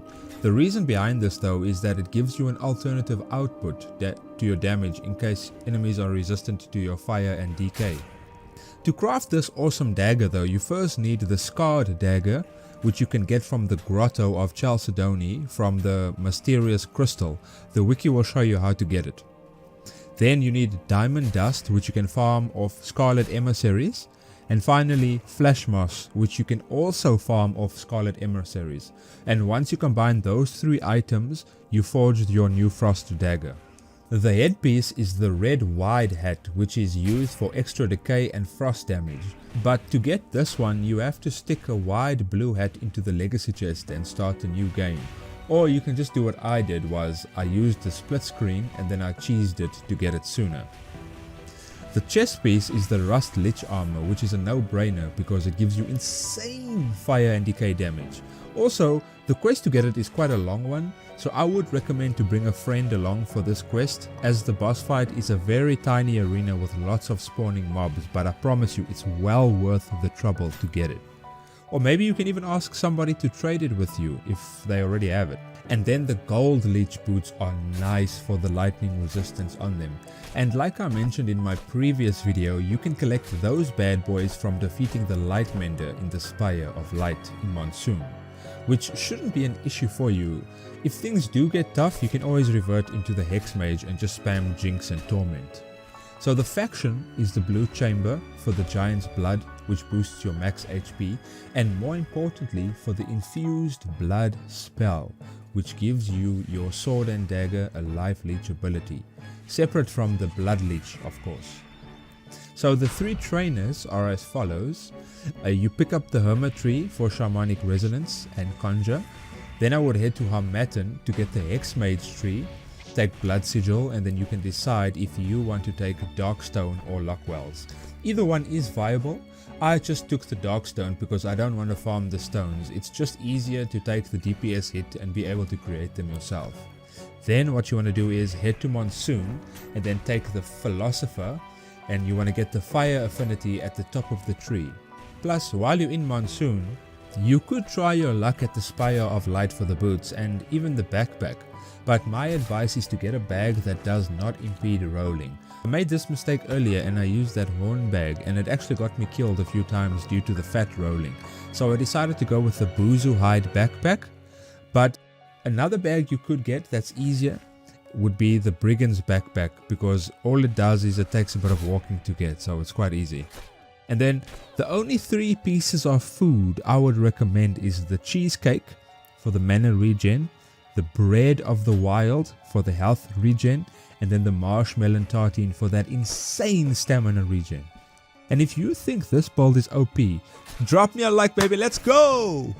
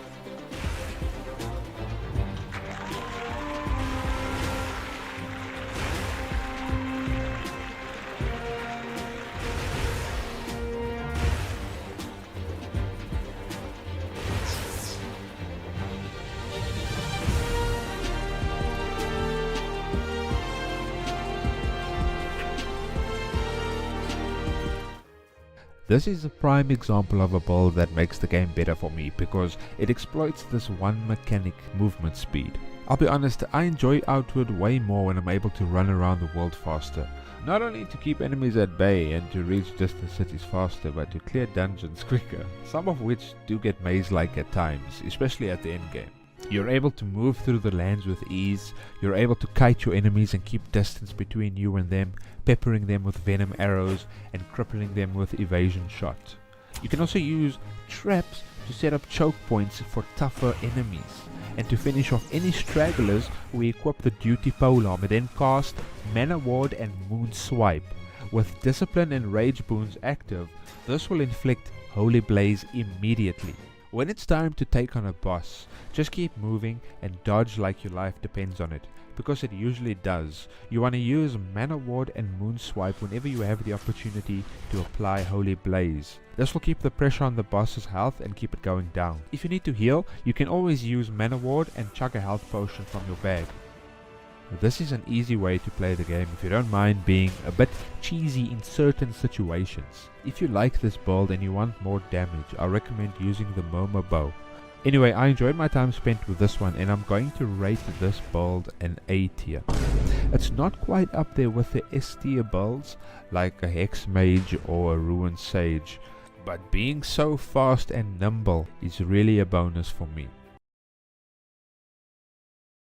Have you ever wanted to cheese outwards so hard with a build that your last name gets legally changed to Cheddar? Well, now you can with this OP Bow Hex Mage build. This insane build allows you to cast Jinx on an enemy without ever drawing aggro from them. With the use of the Hunter's Eye passive skill and a bow, you can now cast Jinx with such a huge range that enemies' AI doesn't even realize what's happening. I would consider this build the coup de grace of Hex Mage builds, the final blow in the 9 Dot Studios build coffin, the Mona Lisa of OP builds. Let's run through what we are going to need to achieve this build's full potential. For the breakthrough points, we will take Bloodlust, of course for Lockwell's Revelation, Jinx, Torment and Rupture. Next, we follow through with Daredevil for the prime skill, as well as the passive Blitz for speed boost, allowing us to kite enemies if needed. Finally, we take Survivor's Resilience for that extra health points, which never hurts in this game, and of course all the bow skills. But the main skill we want from this tree is the Hunter's Eye, which grants us double the range we normally would have. This skill gives us such a huge advantage, it's just crazy. I'll show you guys a couple of combat rotations later, but for now let's finish up with the rest of the requirements for this build. For the faction, we want to take the Sorobor Academy for the Logistics Expert, which gives us another 10% cooldown reduction for spamming spells. Moving on to the armor. In the head slot, we want to use the Tenebros Helm, which gives us some good elemental damage. But early game, you could also consider using the Scholar Circlet for the massive 10% cooldown reduction. For the chest piece, we use the Antique Plate Garb for more elemental damage. Since this is a Hex Mage build, we want to stack as much elemental damage as possible. And the Tenebros Boots for even more elemental damage. I'm sure you're starting to see a pattern here. We are stacking damage and cooldown reduction for max DPS. For the weapon, we want to use the Astral Bow, which is really an insane weapon to use in this build because it boosts all relevant elements in our Hex Mage, while giving us the ability to exploit the Hunter's Eye skill. For arrows, we can use the Soul Rupture arrows for extra ethereal damage. For the backpack, we can use the Buzu Hides pack because it doesn't interrupt our roll. And if you're like me and dislike dropping your bag, this works wonders. The main skills that we need to be effective are the 5 main boons. Of course, this helps with increasing our hex damage. We grab Prime from the Speedster. This will help pull off some double spam attacks I will touch on later. The usual Jinx, Torment and Rupture for hexing, and then all of our bow skills like Strafing Run, Evasion, Piercing and Sniper Shot. For the enchants, we use Snow on the bow, which gives us a huge advantage over enemies, allowing us to halt them to a crawl while they are chasing us, making kiting such a trivial task. With our chest piece, we can use the Spirit of Omatin, again boosting our elemental damage substantially. For the headpiece, we can use Order of Discipline, because not only does it boost our lightning damage, it also grants us 10% movement bonus speed. And finishing up with our boots, we use Speed and Efficiency for more movement speed and cooldown reduction. Our basic combat loop is relatively simple. Of course, we make sure all of our boons are active during any combat encounter.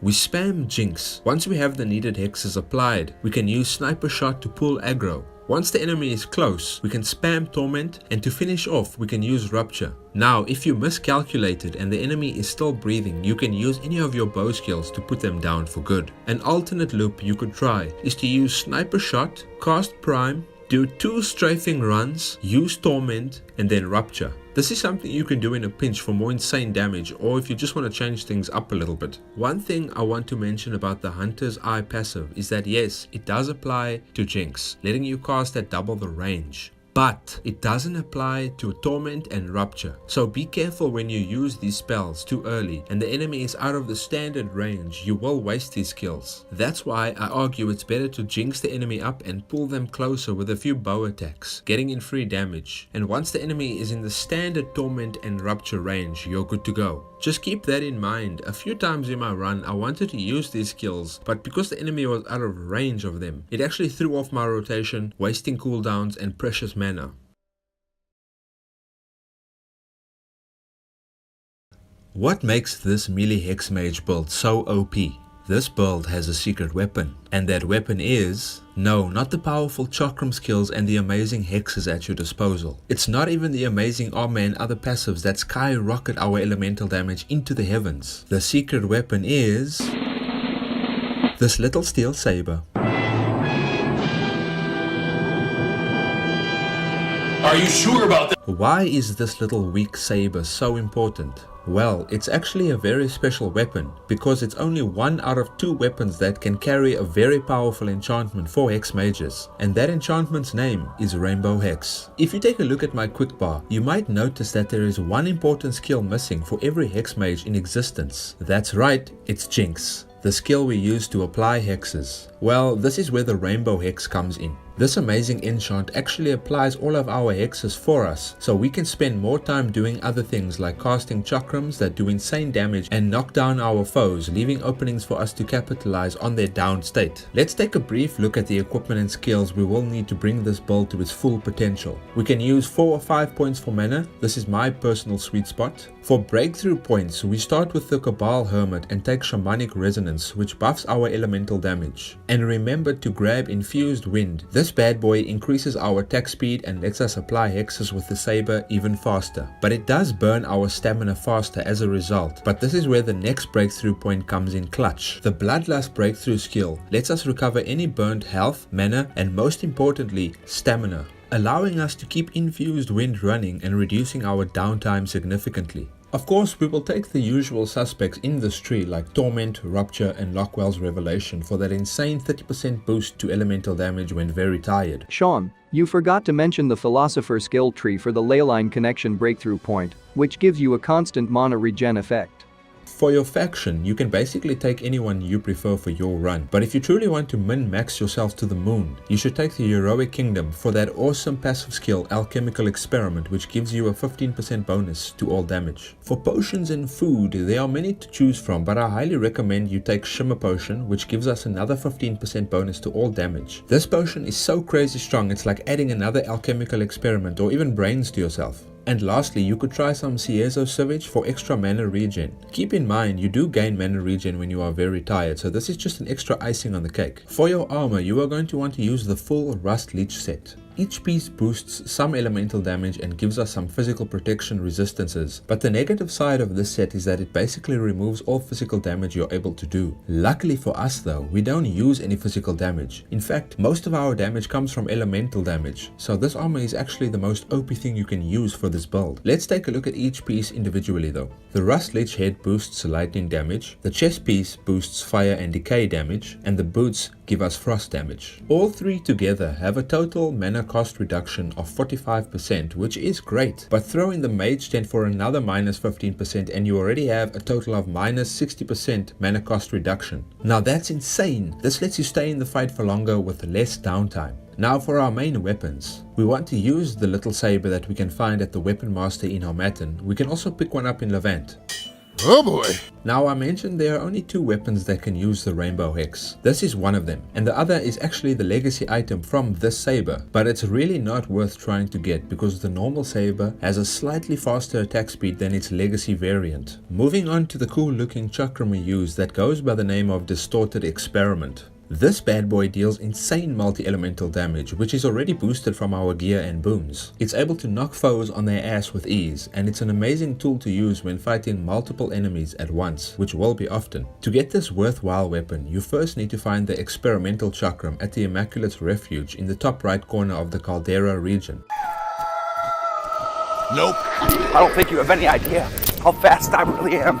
Once you find it, you need to do a short little quest in order to upgrade it, but it's quite easy. And if you are not familiar with this quest, I'm going to leave a link in the description on what to do and where to go to get your chakram firing on all cylinders. Anyway, moving on to the bag, we use the Buzu hide. This is my favorite bag because I don't enjoy dropping mine so I can roll. While I do appreciate the mechanic, I'm just always forgetting my bag behind and I end up in town 5 miles down the road searching for my wallet in order to pay the shopkeeper, realizing that I've just left my bag laying in some mud somewhere. I'm just forgetful like that, so maybe it's just me who has that issue, but either way. For your tent, you want to use the mage tent for that sweet mana reduction buff. Now the main skills we will need are, of course, your 5 main elemental boons. These are always a must for the Hex Mage. Then we need Brace and Focus. These are important because they give us the ability to cast the chakram skills which we need, and they are Chakram Pierce, Arc, and Dance. These are great because they give us not just insane damage, but great impact damage, allowing us to control fights through stability manipulation.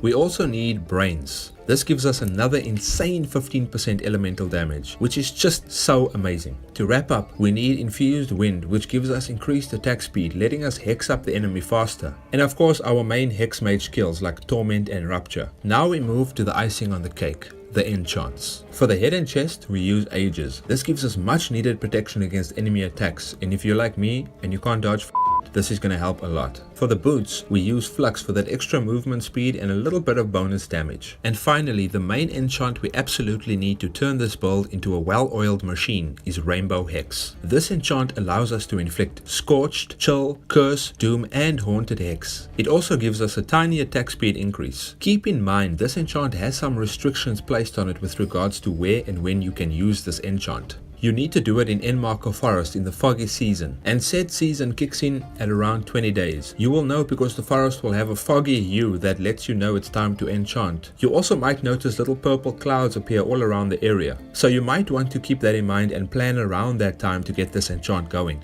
The basic combat rotation would look like this. Make sure all of your boons are active. That includes Infused Wind and Focus. Cast Chakram Arc. Use the Saber auto attack till you proc the 5 hexes. Then you can cast Torment and finish off with a Rupture. An alternative loop you could try is something like this. You could open up with Chakram Dance, then you could do Chakram Arc and Pierce. Then you can just rotate between the Pierce and the Arc. This is a safe play that you could use if you are getting overwhelmed by many foes and you don't want to get too close yet with the fear of being backstabbed by one enemy while you're busy swinging your saber at another. But try to make some of your own rotations which play to your own personal strengths and style. And if you like Hex Mages, I've got a really awesome long range Hex Mage build you might be interested. You can check it out on screen now.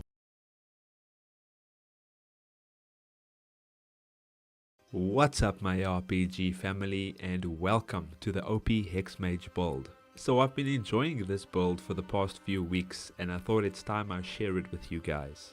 This version of the Hex Mage is a pure caster, so the thermal Claymore isn't 100% necessary, but it does synergize really well with the build. So let's kick off with the 3 breakthrough points you're going to be needing. First, grab Shamanic Resonance from the Wind Cabal. Once you have that, now head on over to Hamilton and pick up the Daredevil breakthrough point from the Speedster Trainer. And lastly, grab yourself the Bloodlust breakthrough point from the Hex Mage trainer. You can find him inside the Soroborian's Academy.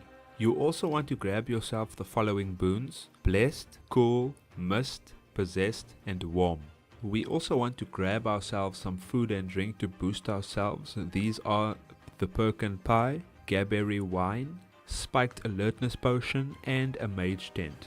And our 3 main skills we will be using is Jinx, Torment and Rupture. Now let's talk about gear and equipment. As I mentioned earlier, the Thermal Claymore is a good addition to this build, plus I'm a Claymore fan. To craft the Claymore, you need Vendavel's Hospitality, Pearlbird's Courage, Leyline Fragment and Haunted Memory.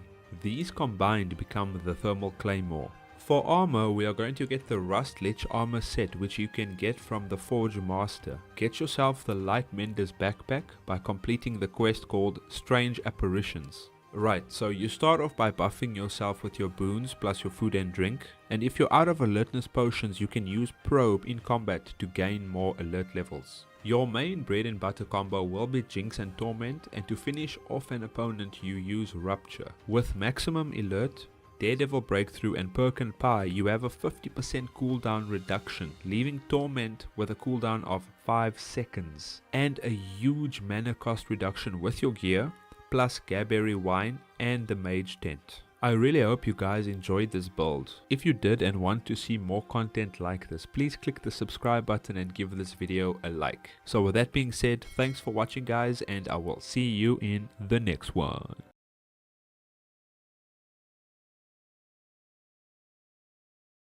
Today, we are going to make an OP rogue build created by the legendary Sigil Stacker. If you like this build, show him some support on his channel, links in the description. Once again, we start off in Ciezo, and the first thing we'll need to do here is get the blue sand helm, crafted by the blacksmith. Once you feel ready, the first place we head off to is Monsoon. Once we make it there, we head over to the monk trainer and pick up the steadfast ascetic. This helps us because we won't be using any mana, and any bonus stamina will give us the edge we need moving forward. Also, grab what you see on screen if you can afford it. While in Monsoon, stop by the blacksmith and craft the Palladium boots. Now we can shoot up to Berg and speak to the blacksmith and craft the couple armor. We actually would prefer the green couple armor, but that is a legacy item that you get from a normal couple.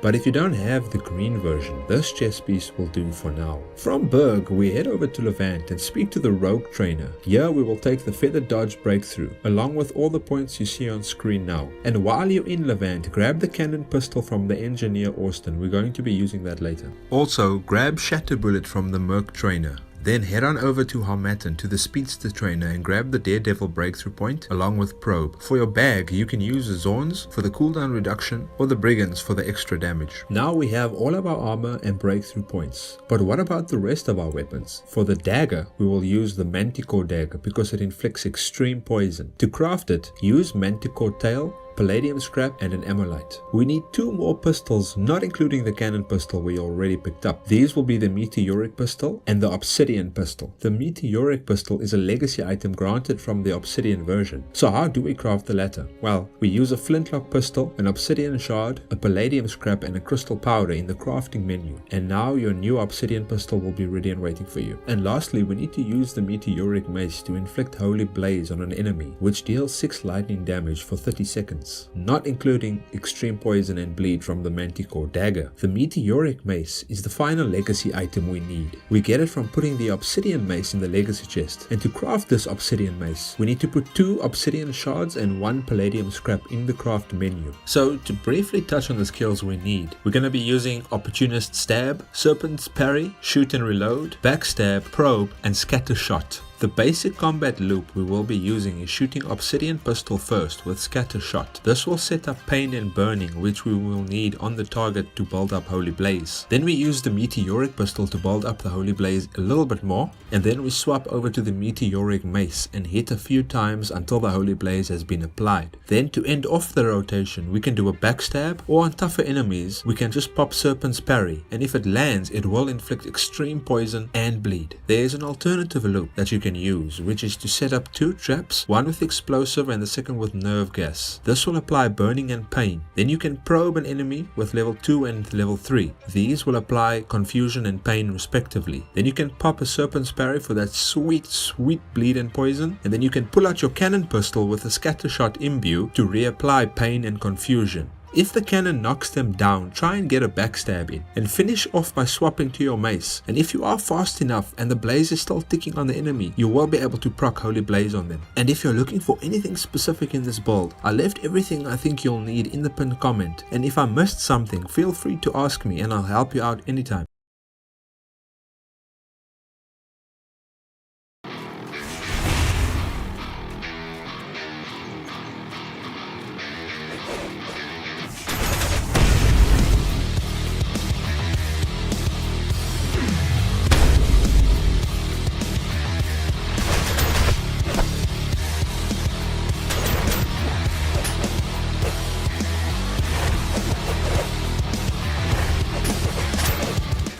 This build goes by the name of Shield Bearer and relies on blocking physical damage and magical attacks with its mace and shield. None of your gear actually boosts elemental damage, but the Mace of Seasons that you use provides elemental vulnerability, giving your Gong Strike and Shield Infusion much better damage output. It's beneficial to enchant your wolf armor and helmet with cooldown reduction, helping us always have a block skill ready to use to keep us safe. You can enchant your boots with movement speed to help you move faster in your heavy armor. And your bag will be the brass wolf backpack because it looks badass. For your shield we use the Zorn's Demon Shield. It looks amazing and it completes the look. But until you find the gear you need, you can just use the strongest mace and shield and the heaviest armor you can find. Oh boy! And perhaps you can use the 110 backpack from the bandit camp in Chersonese. Being able to carry up to 110 weight is awesome, especially when you go dungeon looting and you want to be able to bring everything out to sell. Also, if you want to keep using your normal bag that you normally use that gives you some damage bonus or whatever, you can actually keep your big bag inside of that bag and then swap them out if you become overweight inside a dungeon. It's been a lifesaver for me in the past. So this build was actually designed not to use any mana, but I do recommend you put at least 1 point in because you will get a bonus 15 points from the spell Blade's Awakening. This will help you use any boons you need to cast or perhaps even some basic Rune Sage spells, so mana is always useful no matter what build. About your breakthrough points, you will take Swift Foot, Spell Blade's Awakening and Survivor's Resilience. But if you really want, you could swap the Wild Hunter tree for the Warrior Monk tree. And you can take Master of Motion instead, but that's just a flavor choice and they are both very much viable. Anyway, your playstyle should be very defensive because you want to bait enemies into attacking when you're using Mace Infusion and Shield Infusion. Now both of these block an attack and they absorb the element that the bad guy is using. Also, if you are just learning how to time your blocks, no problem. You can use cheap rags for your mace to proc Gong Strike anytime you want, so keep a few of those on the quick bar if possible. No! What are you waiting for? Just do it! Why are we still here? One thing I did want to mention about the shield charge is that it does hit twice, so make sure you're standing right up against your enemy so it hits at the start and at the end of the animation. What? What the fuck? If you want a gap closer, you can use Predator Leap instead. Don't be afraid to use Feral Strikes on enemies. Yes, it does consume your rage boon, but you might as well use it and keep some rage food and potions on you to rebuff in between fights. Don't forget about Brace. For 50 silver it provides another way to block damage and gain a buff. You also might want to keep some Predator Teeth in your bag to create the stamina regen and damage food. It's called Bouillon de Predateur. It provides a level 4 stamina regen. It's not as good as the Marshmallow Tartine, but the Predator Bones don't decay over time in your bag, so you can keep a bunch of them on you, and you can only craft the food when you need more. And the marshmallows are usually only found in Monsoon. A little bit of advice I would suggest is take full advantage of food for passive health, stamina and mana regen.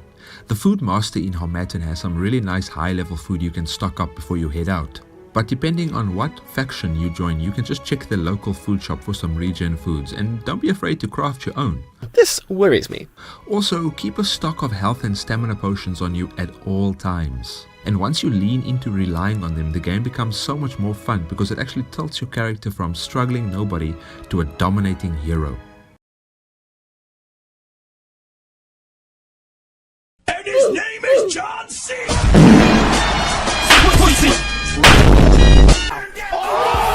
What's up guys?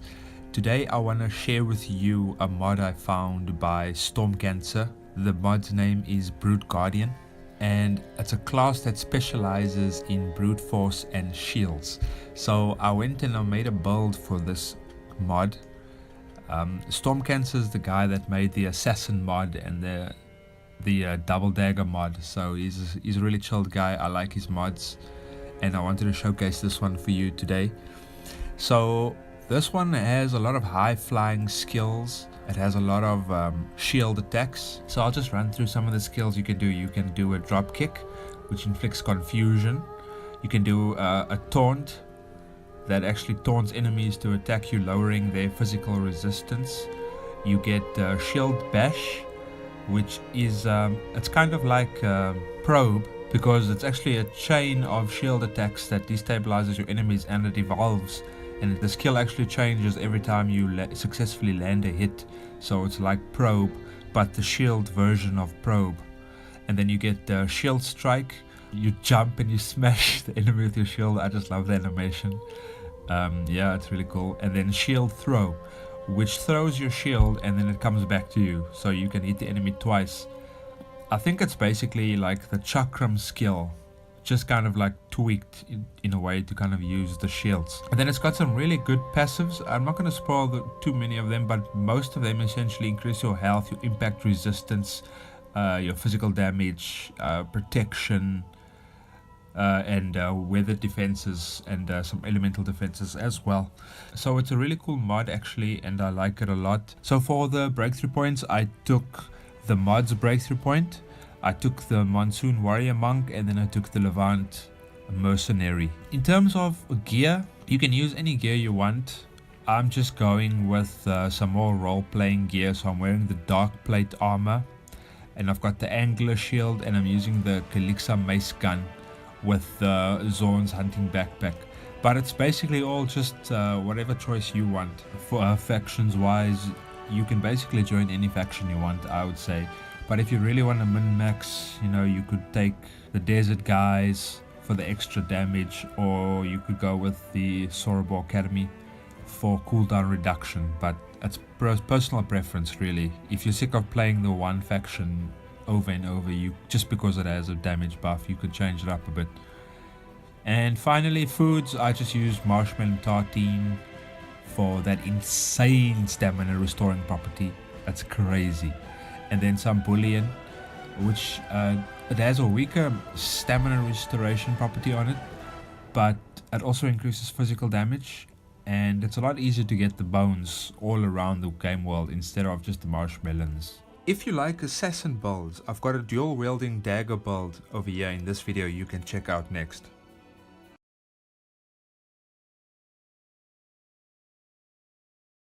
The Soraborians DLC introduced fist weapons to us, and today I want to showcase an OP fist build that also uses one of the new skills from the DLC, Prismatic Flurry. What this skill does is, for each boon you have active, it does an additional attack on the opponent with your fists. So we're going to stack fire damage with the Fire Forge enchant on your fists, plus the fire damage bonus from your armor, and from a passive called Fire Affinity, and lastly a buff called Infuse Fire. So first off, make sure you have your 5 boons, Elemental Discharge, Infuse Fire, and Fire Affinity. Grab yourself some Virgin Fists from the Hamilton Blacksmith. For armor, I prefer the White Priest chest and boots. They will do nicely because they add fire damage and mana reduction. And I personally prefer the White Mage hat for the looks and the mana reduction, although you can use the White Priest hat as well, and it's a lot easier to get. Just buy it from a vendor in one of the towns. So the attack rotation is pretty straightforward. Buff up, open with Elemental Discharge, run in and use Prismatic Flurry, and finish them off with a few auto attacks while the fire does its burn damage. This build can be a lot of fun and deals insane damage. And that's going to be it for this video. If you enjoyed it, please consider giving it a like, and if you want to be notified of more content like this, please click the subscribe button. My name is Sean of RPG Authority, and I'll see you in the next one. What's up everybody, it's your boy RPG Authority, back with another video. You read the title. What build is this? The Wild Hunter build alternates between your bow and your polearm to dominate your enemies. The physical damage is high, giving you an advantage over a majority of the enemies in the game. This build is simple to play, but a few items and skills you need may take a tiny bit longer to acquire. Luckily, you can substitute them for an easier to obtain version in the meanwhile. And to top it off, this build requires almost 0 mana, making it a great choice for those who do not want to focus on the mana side of things. Before combat, make sure you have your food and boons active. Then use Sniper Shot and Piercing Shot, finishing up your bow rotation with a strafing run. Now at this point you can continue to kite with the bow, or you can swap over to your halberd and open up with Perfect Strike followed by Moon Swipe, and then execute with Splitter. And remember, the lower the HP of your enemy, the more damage Splitter does. So depending on your combat style and the opponent you're facing, you can seamlessly switch between bow and halberd, giving you short and long range choices. The Tsar Halberd does take a little bit of time to get, so you can substitute it with any of the following: the Vampiric Halberd, the Vigilante Halberd, the Marble Halberd, or Duty. For skills, you can also change Piercing Shot for Predator Leap or Counter Strike, Global Offensive. If you want to use some boons like Cool or Warm for extra resistances against certain enemies, you can, because if you have the mana for the infused wind buff, you will have enough to cast those boons. Keep in mind that your Ciezo Savage restores mana, and you can also keep a few mana pots handy if you want to stack the boons all at once. What's up my fellow RPG family, and today I want to showcase my OP Venomancer build.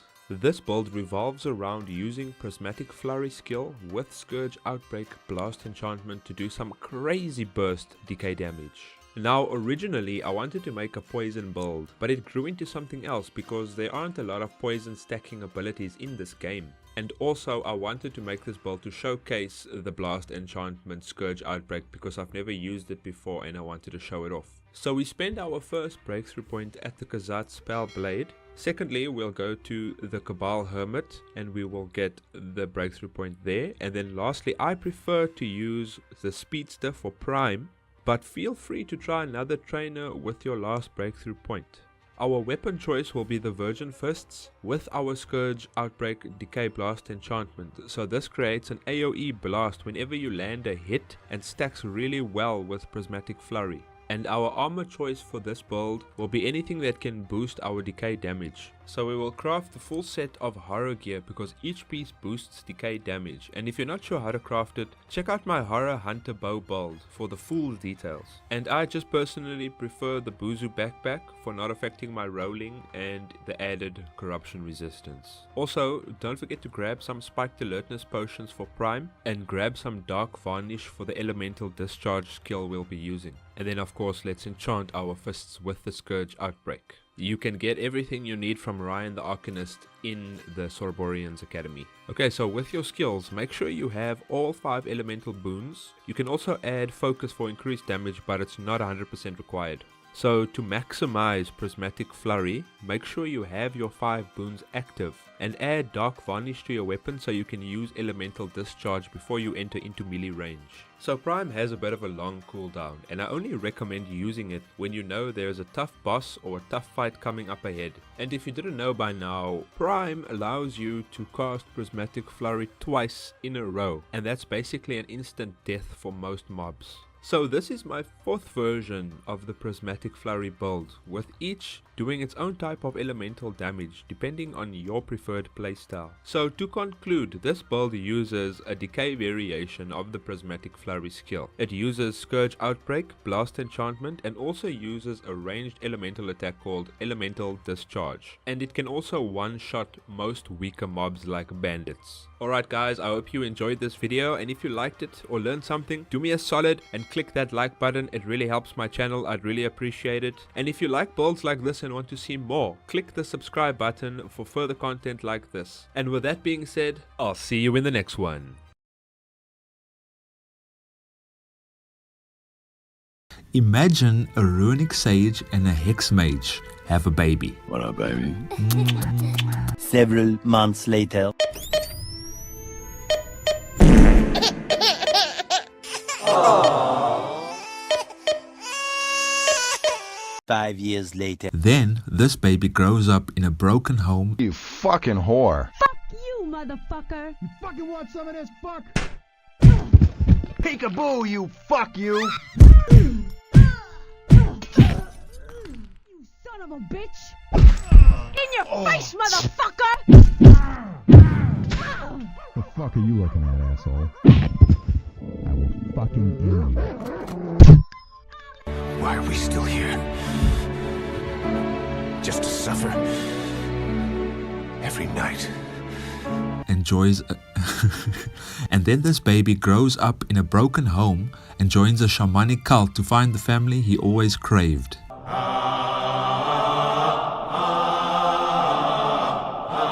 But then he realizes the error of his ways and joins the holy mission to set things right with himself and the world. That's the best way I can describe this build. This is a melee Hex Sage build. This could possibly be the best combination of different builds in the whole game.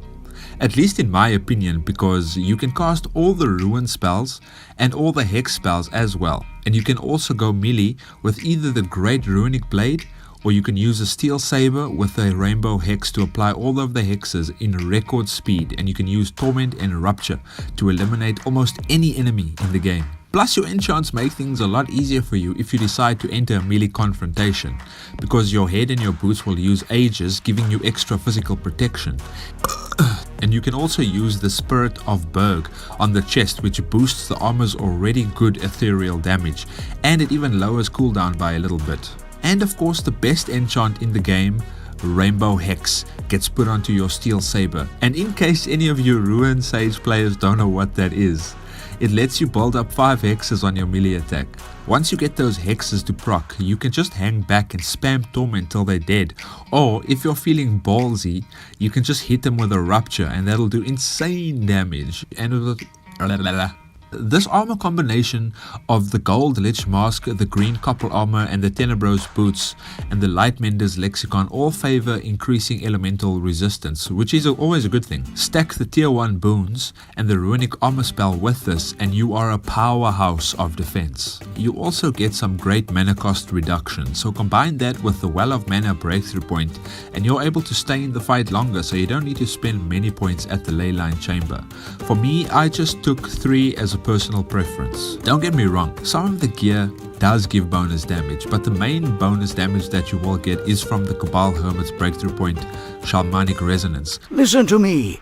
Plus, don't forget about Lockwell's Revelation. Put him up. Tapmaster said you can use any bag, so depending on your skill level, I would choose either between the Buzu hide for some epic rolls, since you will be in melee range, or you could rock the Lightmenders for extra lightning damage if you plan on casting lightning bolts. Guys, I think this might be my new favorite build in Outward. It has all of the utility of a Rune Sage, from casting bonus armor spells to light to traps to healing. I can even hex and spam torment on bosses, becoming a boss killing machine. You can take infused wind, increasing your attack speed on your saber, making it easier and faster to apply rainbow hex. Just look at this for a minute.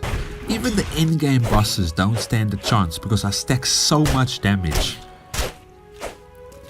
Can someone tell me why I'm doing so much damage? Whatever, I'm just gonna roll with it. Haha, ease. Easy.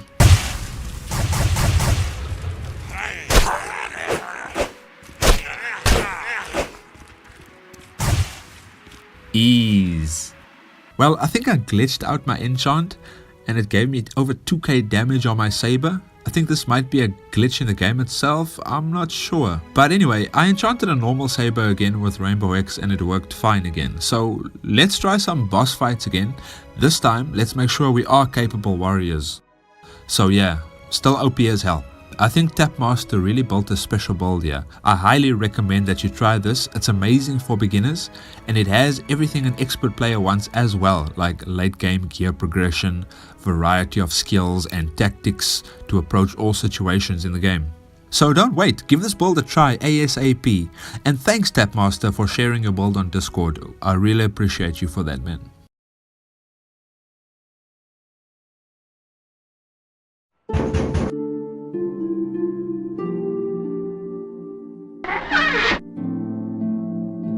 Rise and shine, Trog spawn. You think you can nip off for 4 months and not pay what you owe the tribe? This is the way. This is the way. Stop right there, criminal scum! This is the way. Rise and shine, Trog spawn. You think you can nip off for 4 months and not pay what you owe the tribe? What's up guys? Today I'm showcasing my Aetherbomb build. This build uses the Ghost Parallel unique weapon to apply the Aetherbomb status effect to enemies, which blows them up violently after 15 seconds of awkward eye contact with your intended victim. The playstyle is simple. Get 3 hits on your target to activate Aetherbomb, then stay back spamming those purple homing bolts till they explode from the bomb and say I've had enough, and then proceed to lay down for a permanent nap. This build also stacks ethereal damage for inflicting maximum pain using your skills like Elemental Discharge and Crescendo, and on top of that we have a lot of mobility including our movement speed, which gets buffed by Marathoner Potion. Dodge roll gets buffed by Acrobatics, allowing us to dodge further. While it does increase our stamina use per dodge, that's where the Rogue Engineer breakthrough point Feather Dodge comes into play. This skill lowers the stamina cost of dodging by 50% and allows us to dodge with any bag equipped without encountering those pesky fat rolls. We will be breaking down the faction, breakthrough points, skills and armor. So first we join the heroic kingdom of Levant. Then we take the Shamanic Resonance breakthrough point from the Cabal Hermit, take Feather Dodge from the Rogue Engineer, And finally we take Spellblade's Awakening from the Khazit Spellblade. Now let's talk about our minor active and passive skills. We need the Mist buff for 30% ethereal, Brain's passive skill for 15% ethereal, Alchemical Experiment Levant questline for 15% to all damage, Acrobatics for dodge rolls to have increased range, Armor training that decreases the stamina and movement penalties from wearing armor by 50%. We also use Spiritual Varnish Potion, which gives 10% ethereal damage plus it grants 15 flat ethereal damage. But with the potion active it lets you use Elemental Discharge to shoot a bolt of ethereal at our enemies, making them question their existence in this game. Weapons skills we need will be Crescendo and Juggernaut. The armor you will need will be the Manowar Legacy set for a combined 30% ethereal damage and 20% movement speed. The weapon we use is the Ghost Parallel with the Mulpig Psi enchant for a 5 flat ethereal bonus. So with all skills, buffs and armor we're looking at a potential 125% ethereal damage with max Crescendo and 100% without any stacks of Crescendo. If the Ghost Parallel hits for 46 ethereal with the enchant and varnish, we are looking at 92 damage per swing. And let's not forget the Aetherbomber, which procs for 150 ethereal damage. I don't know if it scales with your damage, but it's strong enough on its own and lets you keep damaging your enemies while you kite them, saving health, all while injecting your foes with some frozen purple death. And lastly, take the Dusk Backpack for the 5 barrier, which stacks nicely with your armor's 13 barrier, giving you some nice damage absorption from elemental attacks. I'm not a maths guy, so if anyone can correct my mistakes in the comments will be most welcome. Thanks for watching, and I'll see you in the next one.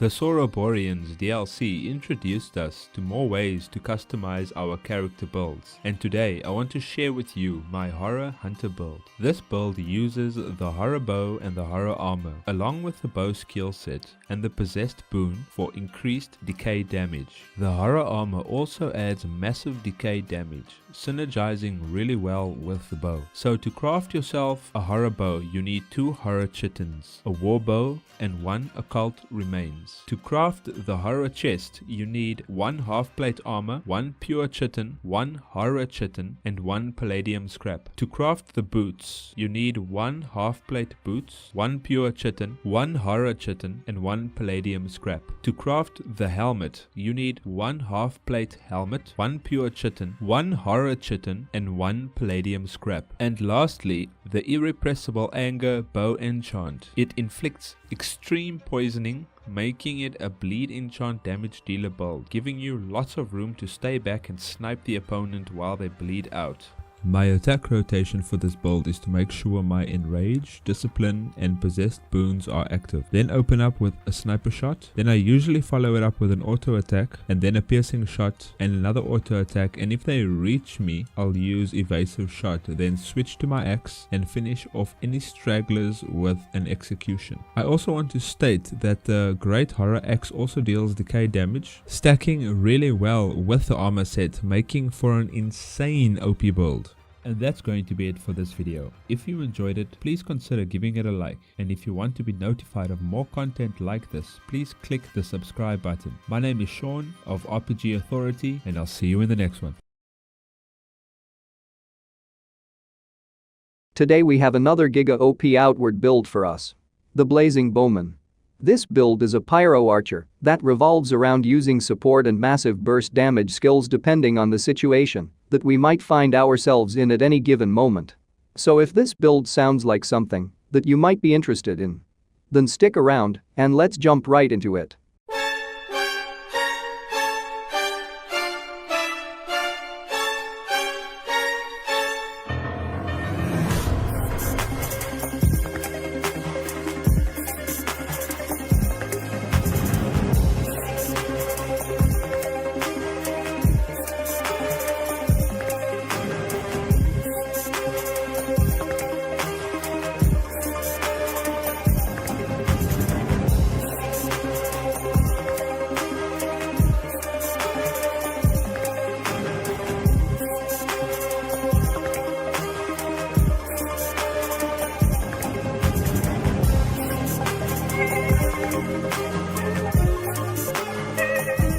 Hello friends, Sean here and welcome back to the channel dedicated to role-playing games. I need to give an important shout out to one of the Outward Discord community members, Randy CH. He literally left God's side and descended from heaven to help me sort out my OBS issues and reduced my recording stutter. This allows me to record my footage at a stable frame rate which I was never able to do before. So thank you Randy, you're at 200 IQ Giga Chad. Much love cuz. I take no credits for this build. Full credits goes to Lunabeans for working tirelessly to bring all of us this amazing build guide. So once again thank you very much Luna Beans. All of her links will be in the description of this video. With that being said, I will be quoting her quite often in this build, so I heavily recommend you go to the wiki and read it for yourself as she has put everything in an eloquent, easy to digest fashion. So to begin, I'm going to be reading the overview of this build. After that I'll follow up with the weapons, armor and faction required. After that I will touch on the active, passive, and specialist skills we will be using as well as the constant damage bonuses we will be receiving. And lastly I will be touching on the play style of this build and wrapping it up with a few final thoughts on what I did to make this build work smoother for me. And what you can do to make it work even better for you as an individual. Carry on then. This build is dedicated to heavy use of support tools and dots. As a dot build, there is a lot of maintenance involved in keeping track of your buffs, boons, fatigue, corruption and most importantly, your dots. I have designed this build to deal as much damage as possible while maintaining the range of the bow. Not everything is absolutely 100% optimal as it could potentially impact the playability of the build. Please, feel free to make any changes to fit your playstyle. Here's what you need to know. The two weapons we will need are the Meteoric Bow and the Chimera Pistol. In our head slot we have the white wide hat. Our body armor will be the Master Desert Tunic. Our shoes will be Scarlet Boots, and our backpack will be Brigand's Backpack. Our faction will be the Heroic Kingdom of Levant. Our three main breakthrough points will be Shamanic Resonance, Survivor's Resilience, Bloodlust, Active Skills, Evasion Shot, Sniper Shot, Strafing Run, Conjure, Blood Sigil, Shatter Bullet. Specialist skills, Patience, optional. If you are planning on using your bow for more than inflicting dots, I like using this skill for burst damage, but consider avoiding this passive, since we do not have Speedster as it will reduce the amount of damage you deal during normal attacks. Cruelty, 100% necessary for max amount of dot damage. Unsealed, optional. While this skill is optional, it will be helpful in setting up your blood sigil and multiple blood turrets. Constant damage bonuses. Alchemical Experiment plus 15% all elements. Kirau Axe Breakthrough Physical plus 15%, Health plus 25, removed by Unsealed. Lockwell's Revelation, Very Tired, plus 30% all elements. Sleep, Fire Totemic Lodge plus 10% fire. How to play. I won't go into too much detail in this section as most of you already know how to manage tiredness and corruption. This is unacceptable. Most of your fights will involve using only your bow as the Meteoric Bow is doing upwards of 60 plus fire damage if you are very tired and have your warm boon up. For any enemies immune to burning and therefore Holy Blaze, you will have to resort to using your other dots such as bleeding, poison, either bomb or plague. Using Chimera Pistol before the fight is an obvious choice to inflict elemental vulnerability. If you have the space or skill to fit it in, please do so. Not in 1,000 years. Before you start off fights against powerful enemies, make sure you are very tired, have some form of stamina regen, have at least discipline, blessed and warm active, as well as applying an assassin elixir to your bow. When you are ready to fight, summon your blood sigil and conjure a blood turret. Optionally lure your opponent to your sigil and use dagger slash to inflict blood leech. Afterwards, equip your meteoric bow with either palladium arrows or soul rupture arrows. Use evasion shot to inflict crippled and then piercing shot to inflict extreme bleeding. By now your opponent should be inflicted with blood leech. Optional, doomed and Aetherbomb, extreme bleeding, extreme poison and holy blaze. All that is left to do now is swap to the arrow type you had not used earlier and fire 2 shots to inflict doomed or Aetherbomb. Any enemy who cannot resist any of these statuses should die a swift and painful death. Please feel free to DM or mention me on Discord with any suggestions or feedback on the build battle guide. Some ending thoughts I have about this build. If you like pets, the hippo fits perfect into this build for that D&D ranger or WoW hunter vibe. If you're not fast in switching weapons from the menu, you can replace the arrows on the bar with your bow and keep your pistol out to initiate. Of course, this depends on the situation and enemy you are facing. Also, this build is totally overpowered against standard monsters you find in the open world. So sometimes it won't be necessary to use blood sigil all the time, and sometimes it's more effective to keep your dark stones for the bigger, stronger threats. Your body has needs. And finally, depending on the situation, you can keep your bow out instead of having the pistol ready, and I also like to use Shatter Bullet as the opener for my Chimera pistol. So with all of that out of the way, let us know in the comments what you think about this build, and if you have any changes that could improve it, drop them down below for everyone to see. If you liked what you saw, consider giving this video a like and subscribe for more outward build guides. It really does help with the YouTube algorithm. Thank you to Luna Beans, and thank you all for watching, we really appreciate it. We will see you in the next one. Much love. Sean out.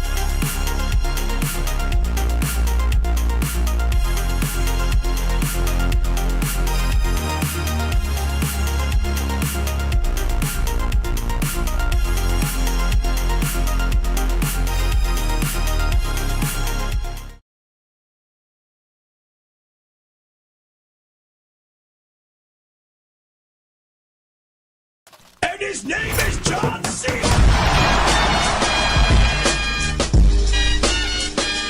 The elemental Prismatic Flurry created by my friend Lunabird Gaming Nest is a fist build in Outward that deals immense pain on your opponents by exploiting the Prime and Prismatic Flurry skills, granting you the ability to drop bosses with 3000 HP or less almost instantly.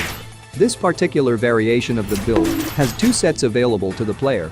A physical damage gear set that increases the Tsar fist damage to an all-time high. Alternatively, there is a multi-elemental set that uses the new Three Brothers unique fist weapon called Takabakaset. This version of the set deals massive frost and lightning damage. Additionally, it also inflicts chill and slow on your enemies, halting them to a crawl, giving you ample opportunity to kite them and do what needs to be done. Fun fact, the name Takabakaset is derived from a French-Canadian slang meaning "we're in Quebec here." A clear reference to 9 Studio being founded and running out of Quebec. The one particular difference about this build compared to the other fist builds on this channel is that this one sacrifices the area of effect explosion from the Virgin Gauntlet enchants for more single target DPS. So this build is more a single target boss killer, whereas the others are more general AoE mob killers. This is my personal new favorite build, as I've always been a sucker for the insane damage builds that use Prismatic Flurry. See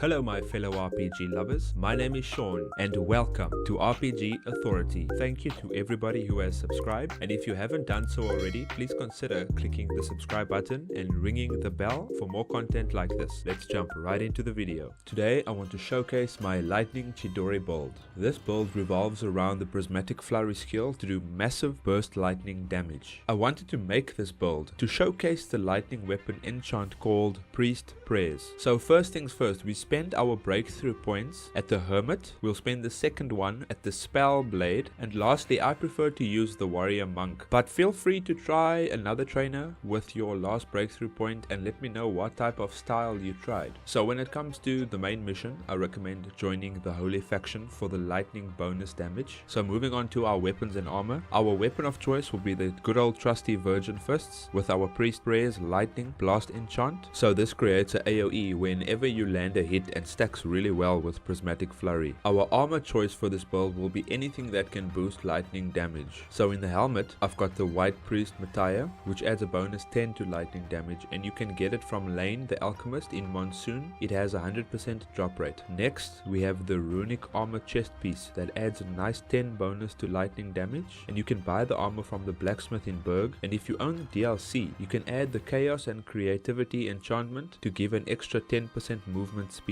And with boots, I use the Jade Leech boots for a nice minus 15% mana cost. It really adds up in the long run. You can get them from killing Plague Doctor, and if you have the DLC, you can enchant them with Flux, which adds 5% lightning damage. And lastly, I use the Light Mender's backpack for a plus 10 bonus to lightning damage. It also slows down the decay of your food by 75%, and you can get this bag from the Strange Apparitions quest. With your skills, make sure you have all 5 elemental boons. You can also add Focus and Enrage for increased damage, but it's not 100% required because Prismatic Flurry does not benefit from them, but your character overall does. Make sure to chug an alertness potion, then use Prime. Now you have 2 Prismatic Flurries ready to attack with. Once you use those, your opponents should be dead or very close to it. And lastly, for defense, you can use Counter Strike and Brace if need be. Once you get the flow of how it works, it should become second nature. So to conclude, this build uses a lightning variation of Prismatic Flurry, and I've got a build on every elemental Prismatic Flurry, so depending on your preference you can choose one and adopt that playstyle for yourself. I wanted to make this one because I know a lot of people do enjoy the lightning style. And that's gonna be it for this video. If you enjoyed it, please consider giving it a like. It helps with the YouTube algorithm. And if you want to be notified of more content like this, please click the subscribe button and ring the bell. My name is Sean of RPG Authority, and I'll see you in the next one.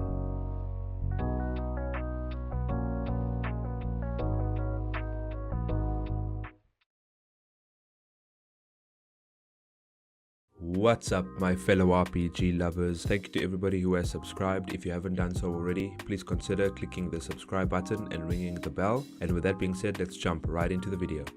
Today I want to showcase the Dark Paladin build. This build relies on heavy armor, counter strike and brace, and for offense it relies on Fireforge enchant on the mace to create AoE fire blasts on each attack. And the main combo this build uses is Infuse Fire plus Gong Strike and Elemental Fusion plus Gong Strike. We spend 1 breakthrough point at the Kazat Spell Blade and the other 2 in Monsoon at the Warrior Monk and the Leyline Connection breakthrough point as well. The skills that we need are the 7 passive buffs, but we don't need them right off the bat. We only need the fire buff first to activate Gong Strike because you use Infuse Fire plus Gong Strike. At the Warrior Monk you want to pick up Counter Strike and Brace. These will be our defensive skills that we will be using. So the armor that we require is the Tsar armor, the helmet and the boots, so the full set. You can get the Tsar set from Tokuga in Levant for a total of 11 Tsar stones and 1800 silver. While wearing the full set, you gain a 10 to protection, you gain 68 physical protection, 80 fire protection, you gain 49 impact protection, you also gain 20 hot weather defense, your mana cost goes up by 15, your stamina cost goes up by 14%, your movement speed is slowed quite drastically by 29%, but you are very tanky. And moving on to the weapon of choice, we will be using the Virgin Mace with the Forge Fire enchant. We use the enchant because it does an AoE fire attack whenever we strike an enemy, and it synergizes really well with our Gong Strike and our Fire Affinity passive. Your melee attacks will make an AoE fire blast each time you hit, which is deadly for smaller mobs trying to swarm you. Plus, you can use Elemental Infusion, which requires a mace to absorb elemental attacks. Imbue Fire plus Gong Strike is a strong fire AoE combo that this build uses to burst kill stronger opponents. If a spellcaster attacks you, counter with Elemental Infusion and you can use Gong Strike to attack them back with their own spell. To defend, the Dark Paladin has heavy armor, counter strike and brace, and a shield to block, making for a very tanky build while still providing survivability and damage output.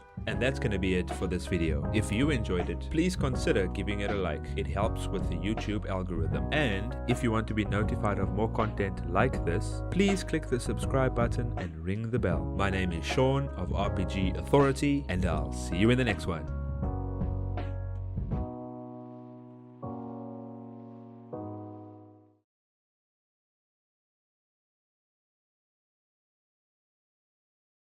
Hello and welcome friends to the OP Chimera of Harmattan Hex Mage build. This build revolves around utilizing bonus damage in all elements to create a multi-elemental stack explosion on our enemy's face, melting anything in our path. So without wasting any more of your precious time, let's jump straight into this guide.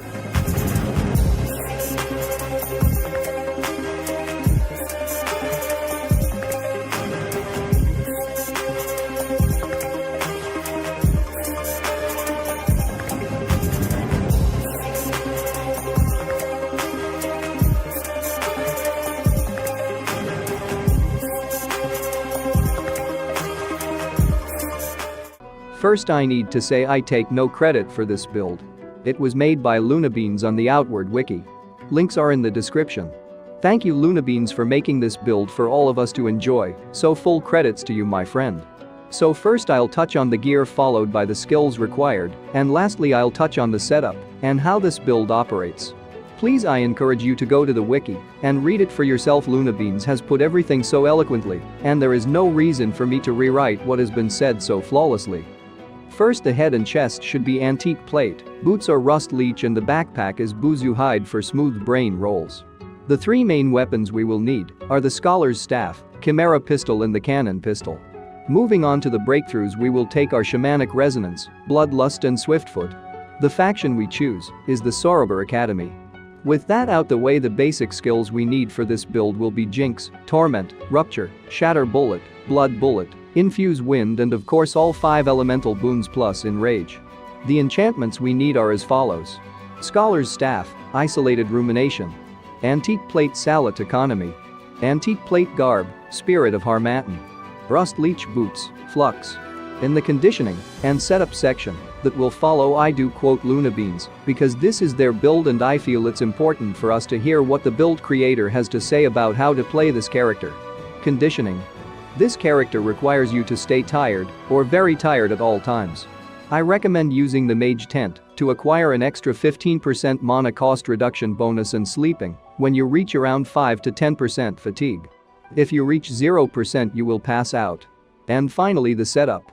Before initiating battle you will want to drink a Gabbery wine. Make sure you are both very tired to receive 30% bonus damage from Lockwell's Revelation. Have all elemental boons applied and use Infuse Wind on your Scholar's Staff.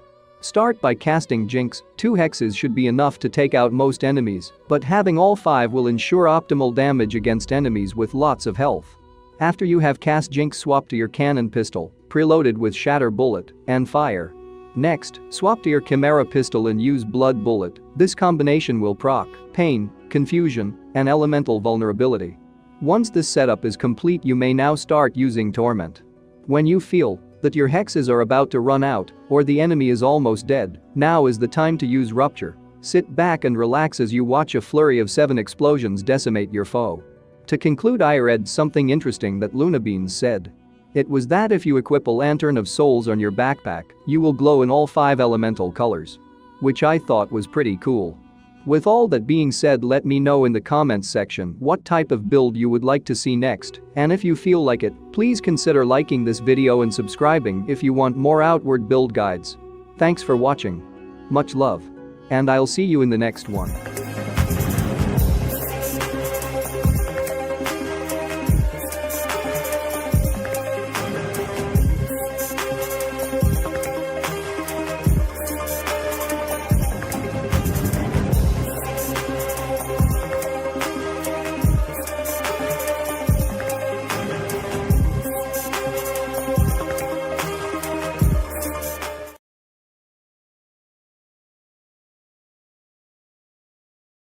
This quick overview of a build called Echo's tank created by my friend Lunabird.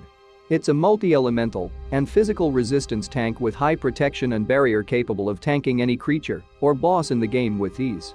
Once you have all the prerequisites. Lunabird has written an extensive guide for his build on the Outward Wiki, so if this is something you're interested in, please check out the build.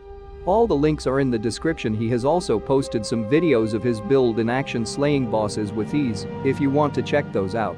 If you're tired of glass cannon builds like OP Chakram Hex builds, and if you've ever dreamt of playing a OP tank and Outward, then this is the build for you. This build is definitely geared towards late game. But it's super rewarding for those really invested in the game and want to play a character that can be built over the course of your playtime. Then check it out. It focuses on using totems and a lot of defensive skills to destroy your enemy's impact bar and lets you control the fight, since most of the time, if enemies are not tickling you and chipping the paint on your armor, they will mostly be laying on their behinds because their impact bars will be empty. Just because this is a defensive build doesn't mean you don't bring the pain with debuffs and savage damage. I would consider this a tank cannon build.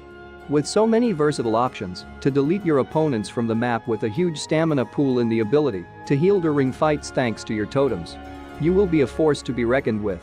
The equipment loadout has 5 different variants depending on which element resistance you need the most, giving you insane versatility to be able to counter any boss or obstacle you come across. In this video I am playing the standard loadout, which is an all-round resistance build. Moreover, as I mentioned earlier, Lunabird has 3 videos in the guide showing how he completely embarrasses the elite Crimson Avatar, the Troglodyte Queen and the Alpha to Aniswar. I will see you all later. Thanks for watching.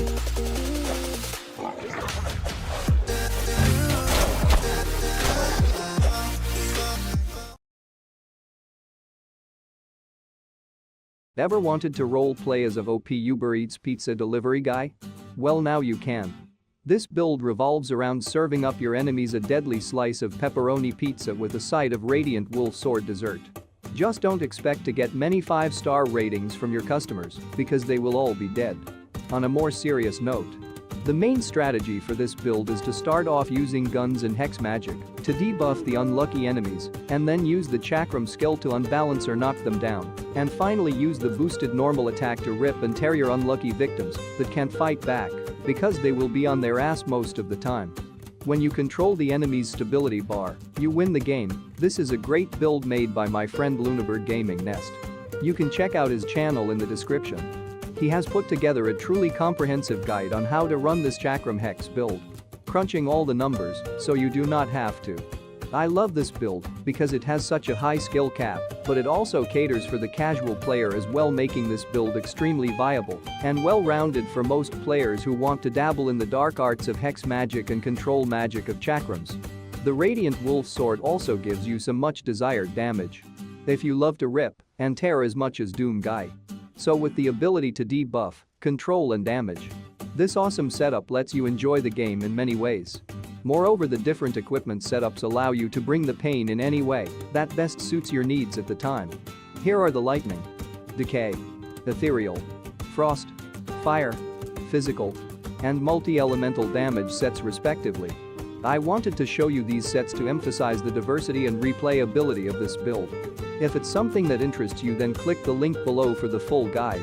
Grab a friend and begin your journey through Ori once more. I will see you guys later.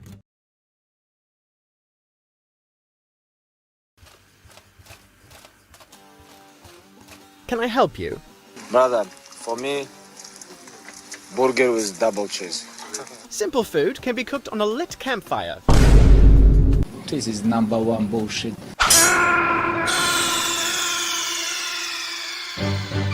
Snake, are you okay? Snake? Tomorrow night, I'm gonna smash your boy, guys. I'm gonna smash your boy.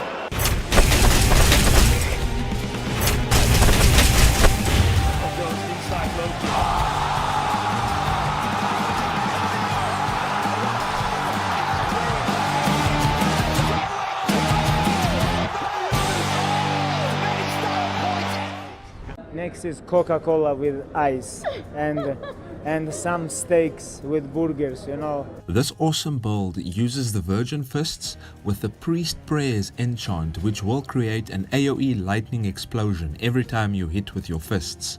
But what makes this special is that if you stack Prismatic Flurry with this enchant, you will create 6 explosions in quick succession.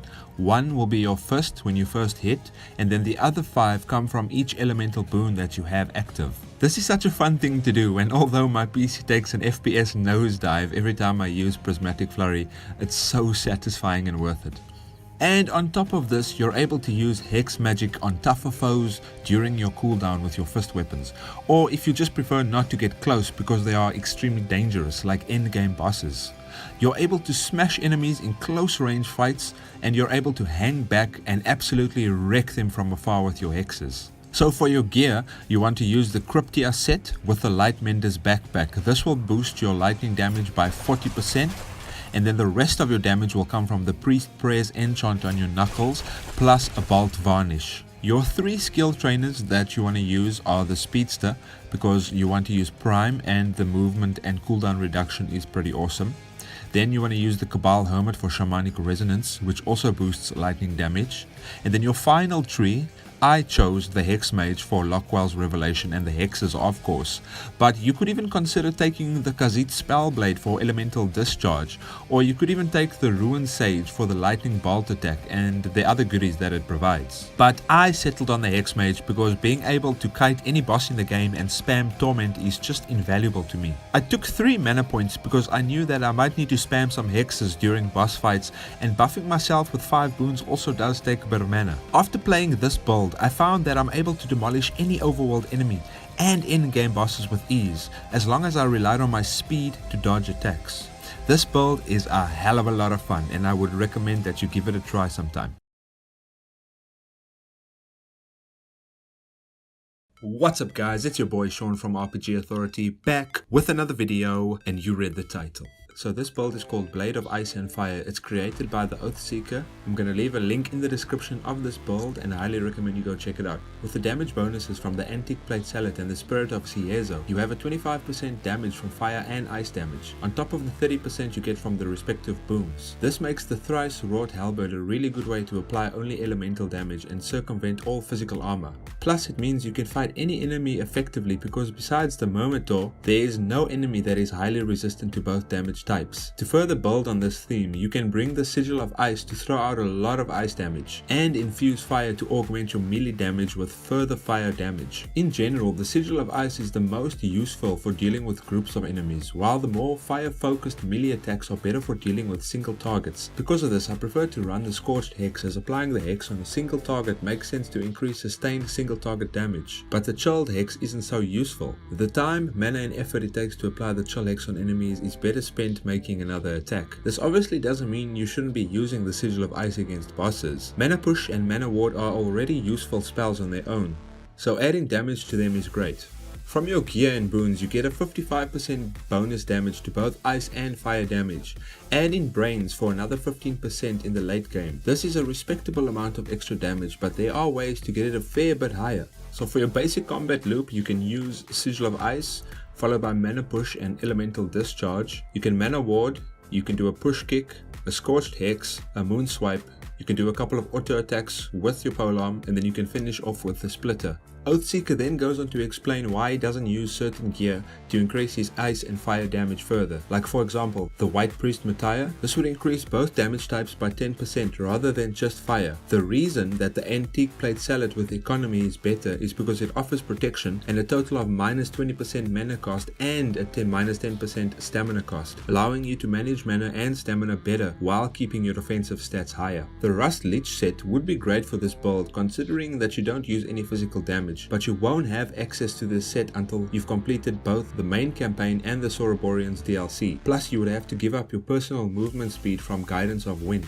If you don't mind being really slow, combining the Rust Lich armor and Rust Lich boots gives you a little bit more fire damage. Sigil of Fire plus the mana ward equals Immolate. For 60 seconds you deal 30% more fire damage while receiving 0.5 fire damage per second. This would essentially give you a 15% damage buff since roughly half of your damage is fire based, while costing a fair bit of health. If you want to use this, you are better off just building a pure fire mage. The Heroic Kingdom of Levant. The questline reward for this faction does give you a 15% to all damage type. This would be great, however the late game reward for this faction applies only to your physical damage and is thus wasted, while the Holy Mission of Elad quest rewards allow you to use less mana and stamina and increase your survivability significantly. All of the rewards are useful for you and help you make up for your mediocre survivability rather than adding to your already impressive damage potential.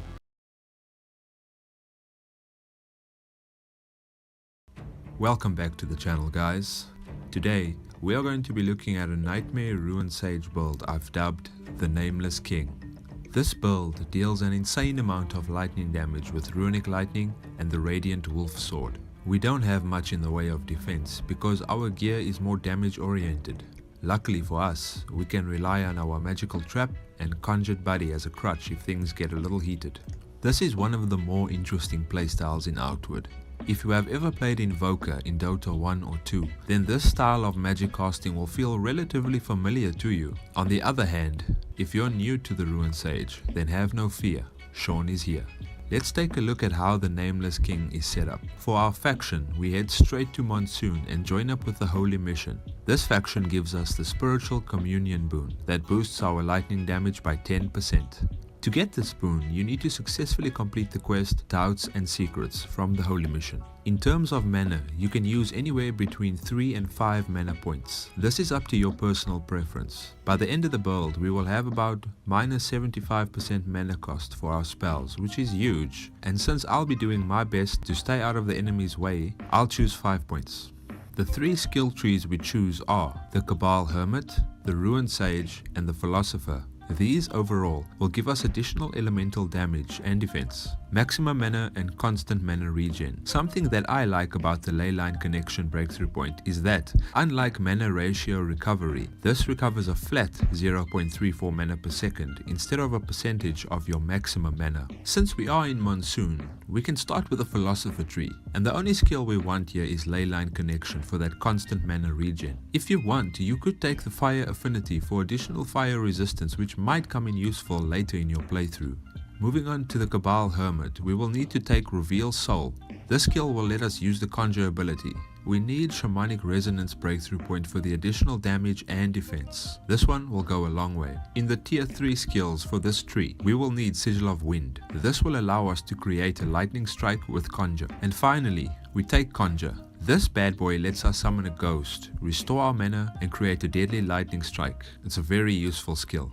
Now we head on over to Berg for our last and most important skill tree, the Rune Sage. Here we take all the tier 1 skills. These will allow us to cast spells we need to make this build possible. Of course, the breakthrough gives us extra mana, but the main juice is in the tier 3 skills. Arcane Syntax gives us access to more advanced runic combos. Lastly, our exclusive skill we take is Runic Prefix, which makes all of our runic spells more powerful. Besides any other tier 1 skills you might want to take, the only other 2 that we need for this build is Blessed, which boosts our lightning damage, and Doom Hex, which inflicts doom on our enemies, lowering their lightning resistance. For food, potions, bag, and tent, we can use the Shimmer Potion for an additional 15% elemental damage, the Siezo Savage Snack for additional mana regen, and of course the Mage Tent is arguably the best tent for mages in the game. And lastly, for our bag, we get the Light Mender's bag for an additional 10% bonus lightning damage. For weapons, we will be needing 2. They are the Radiant Wolf Sword and the Light Mender's Lexicon. To get the sword, do the quest Truth and Purpose. During the debate with the rebel priests, answer all of their questions incorrectly and then defeat them in combat. You can also enchant it with Fulmination, which gives an extra 5 points of lightning damage. The lexicon can be found in the Voltaic Hatchery. Let's take a brief look at the armor we will need for this build. For the headpiece, we will use the Rust Lich Helm. This gives us a much needed 25% lightning damage boost, as well as reducing our mana cost by 15%. It drops after you defeat the Forge Master, and you could enchant it with Aegis for additional protection in case you get into a scrap. For the chest, we use the Red Clan Sage robe. This is a legacy item from the Blue Clan Sage robe, and it gives us an additional 5% more lightning damage, and it reduces our mana cost by 20%. Once again, Aegis enchant could work well with this armor. And finally, for our boots, we use the Gold Leech boots. These drop from the Lightmender and give us a massive 30% lightning damage and reduce our mana costs by 15%. This could be enchanted with Flux, which will give us an additional 5% lightning damage and 3% movement speed. Let's take a look at the combat loops we will be using for this build. You should always pre-buff with Runic Protection, Runic Lantern and Blessed before any combat encounter. With Runic Lantern active, you can now spam the main skill called Runic Lightning. This will be our bread and butter spell. For our trap loop, we cast Sigil of Wind, then we put a runic trap inside the sigil. We lure an enemy to our trap and it will detonate automatically. Then we cast Conjure to create a lightning strike at the wind sigil itself. It's worth noting that you do not have to stand inside the sigil to cast Conjure. We can also summon a ghost to help us distract the enemy while we spam Runic Lightning. To do that, simply cast Reveal Soul on a dead human enemy and then cast Conjure. You can restore 50% of your max mana by casting Reveal Soul on a dead enemy, but instead of casting Conjure, you use the Spark skill afterwards. And finally, to restore health, you can cast Runic Heal with Egoth and Dez, but just note that this does consume your protection buff, so be sure to recast it after you use this heal.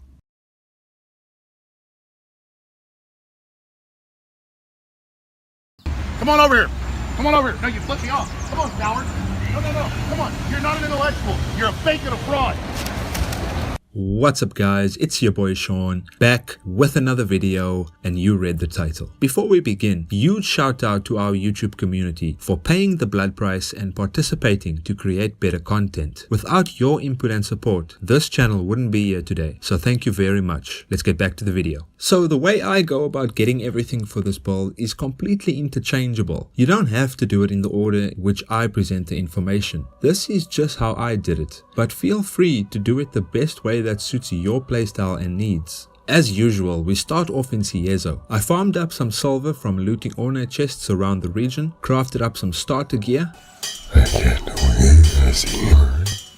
You're going to want to farm up a bunch of silver to get everything we need in this region, and you can do that however you want. When you feel ready, the first step is going to be making our way up to the Conflux Mountain to get our mana enabled. This build doesn't tell you how many points of mana to sink in, but by the end of this build you should have about 45% natural mana reduction and 80% mana reduction if you drink Gaberry wine and sleep in the mage tent. But for the sake of testing it out for you guys, I'm going to go with 5 points of mana, which will give me 100 mana points. Now maybe it was too much and perhaps I should have went with 4, but since this is a range build, I'm going to avoid getting close and personal with any mobs and rely on kiting and cheese tactics to win encounters without taking too much damage. And by the way, while you're here, grab the cool boon. Since we have all of this mana and nothing to really spend it on, we need to change that ASAP. From the mountain, we head up to the Cabal Hermit, and the main thing we want to get here is Shamanic Resonance. This increases our hex damage overall, and if you want to grab Weather Tolerance, you can. Now at this point, things are going to get pretty expensive because we will be heading to our matter next to get our last 2 breakthrough points. We will also be spending silver on potions and food and a fancy new tent.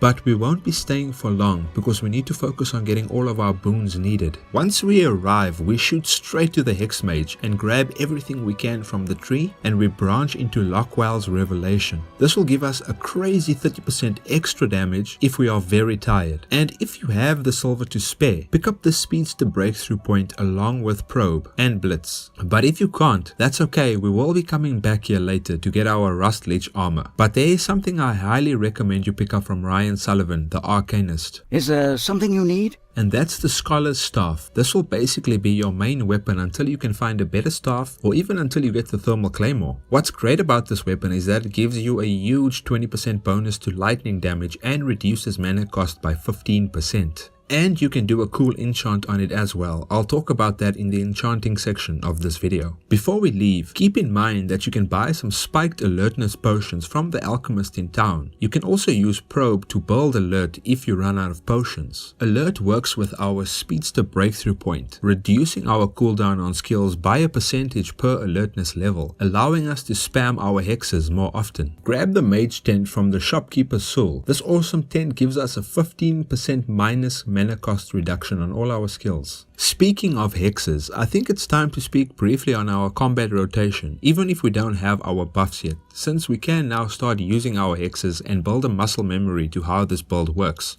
So before we begin any combat encounter, we want to make sure we are buffed up first. You're going to want to buff up with the 5 boons, we will be getting these later, followed by the Perkin Pie, Gaberry Wine, Spiked Alertness Potion, and of course, make sure you have slept in the mage tent for that buff. One final thing though to remember is that the more tired you are, the more damage you will do with the Lockwells. So try to go in tired or very tired for maximum damage. We start off by spamming Jinx on enemies. Each time you cast it, you apply a random hex buff on the enemy. Then you can use Torment to trigger the related hex given by the Jinx. For example, if the enemy has a chill hex on them and you cast Torment, it will trigger the frost damage and chill your foe, slowing them down. The cool thing about Torment is that it does not consume the hex, meaning once you have a bunch of hexes on your target, you can continue to kite them and spam Torment to bring the pain. And finally, we have Rupture. This detonates any hex you have on an enemy, causing an AoE explosion, potentially hurting other bad guys who are close by. It deals way more damage than Torment, but the downside is that it does consume the hexes on your opponent. So you want to save this spell for a finisher, or if you just want to do crazy damage fast and don't care about having to reapply your hexes. And if you are out of alertness potions, you can use probe to gain more alert levels. And that's about it for now. As we move forward, we can start practicing our hexing skills while we work on increasing our damage. Now, if it's feeling a little clunky or heavy on mana, don't worry, it only gets better from here once we get the rest of our gear. Hang in there, Hexer, you got this. Anyway, so we don't have our armor yet, but I want to grab the rest of the boons first, so we need to go to Levant for the warm boon. While you're there, check and see if the engineer Austin has any power coils for sale. We're going to be needing 3 of these to start our quest back in Harmattan to get our armor. Then I went to Berg to get the mist boon, and then I went to Monsoon and I grabbed the blessed boon. Lastly, we're going to be needing the possessed boon from any friendly immaculate you find around the world, but I just got it from the immaculate in Monsoon. I wanted to finish my boon hunt in this area because now while we are here, we can do the strange apparitions quest line in order to get our light mender's backpack, which boosts our lightning damage.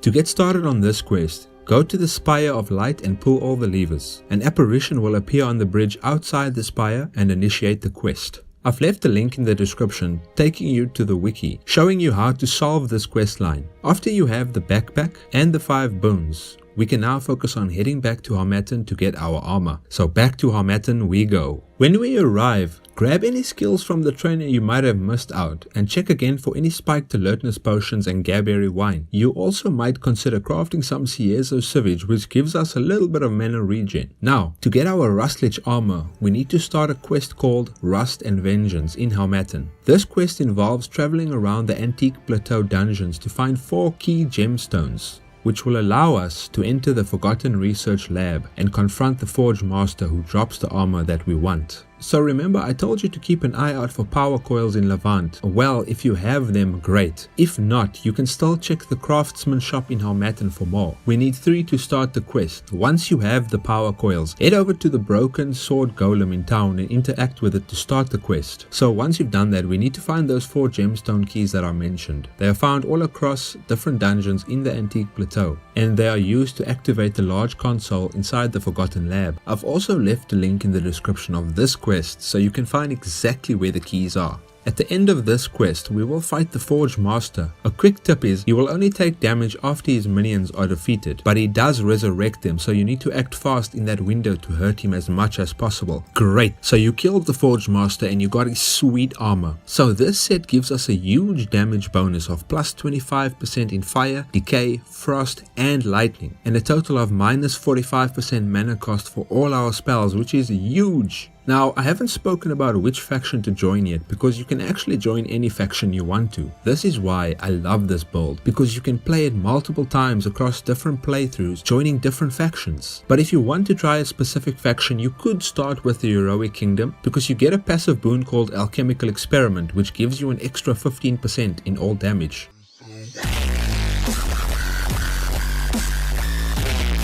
Anyway, you don't need to use a Thermal Claymore for this build. In fact, almost any staff will be able to supplement your build, so don't feel like you need to use it, but it is a great endgame item to aim for, since you will probably be doing the unknown arenas anyway. So if you are interested in it, you can get it by collecting 4 items awarded by the unknown arenas around the world. These items are Pearlbird's Courage, Haunted Memory, Leyline Figment and Vendalvel's Hospitality. I'll put a link down below to the Thermal Claymore wiki page and you can read which arenas drop these items if you want to grind it out. Another insane endgame goal you can set for yourself is to get the passive skill called Brains from Justin Garnett, the specialist trainer in New Sirocco. This gives you a whopping extra 15% damage to all your elements.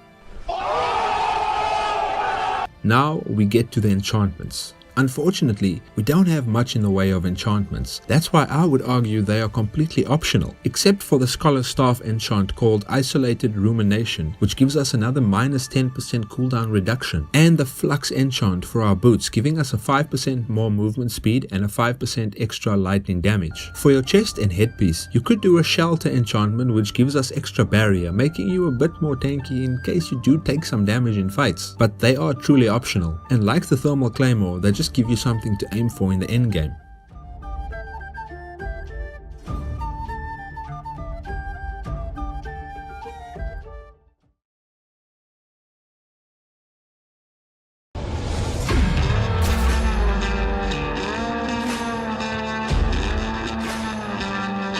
In this video, I'm going to show you how to transform into an Ice Assassin version of Solid Snake. So grab your cardboard box, practice your stealth moves and get ready to slither your way to victory.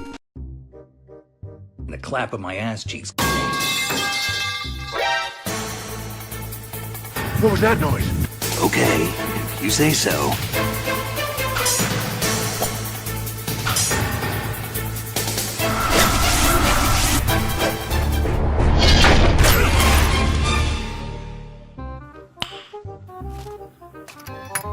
Oh my god, bro. Oh, hell no, man. What the fuck?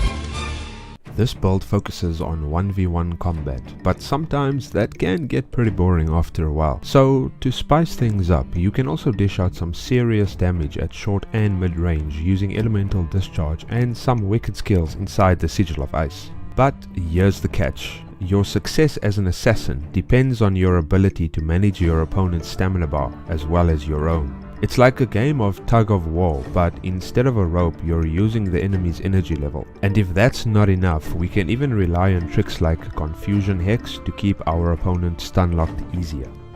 Alright fellow assassins, listen up. If you want to dominate your enemies with Pain and Chill Hex, you gotta have the right gear.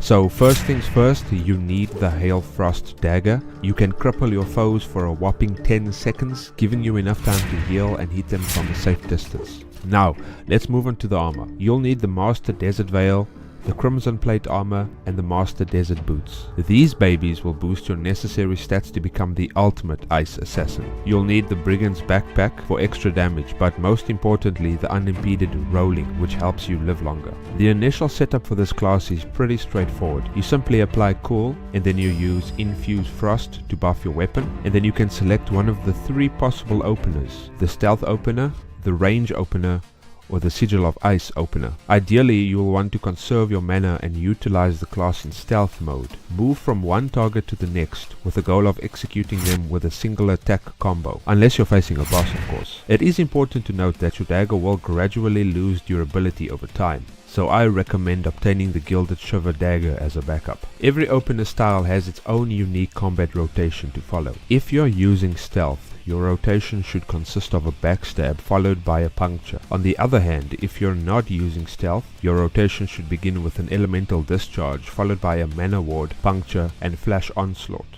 Once those cooldowns are activated, you can utilize any of the available stabs and kicks. And lastly, for the sigil opener, start by dropping your ice sigil and then use mana push and elemental discharge for a ranged ice attack. And at the end, you can use mana ward to trigger a frost nova centered on you.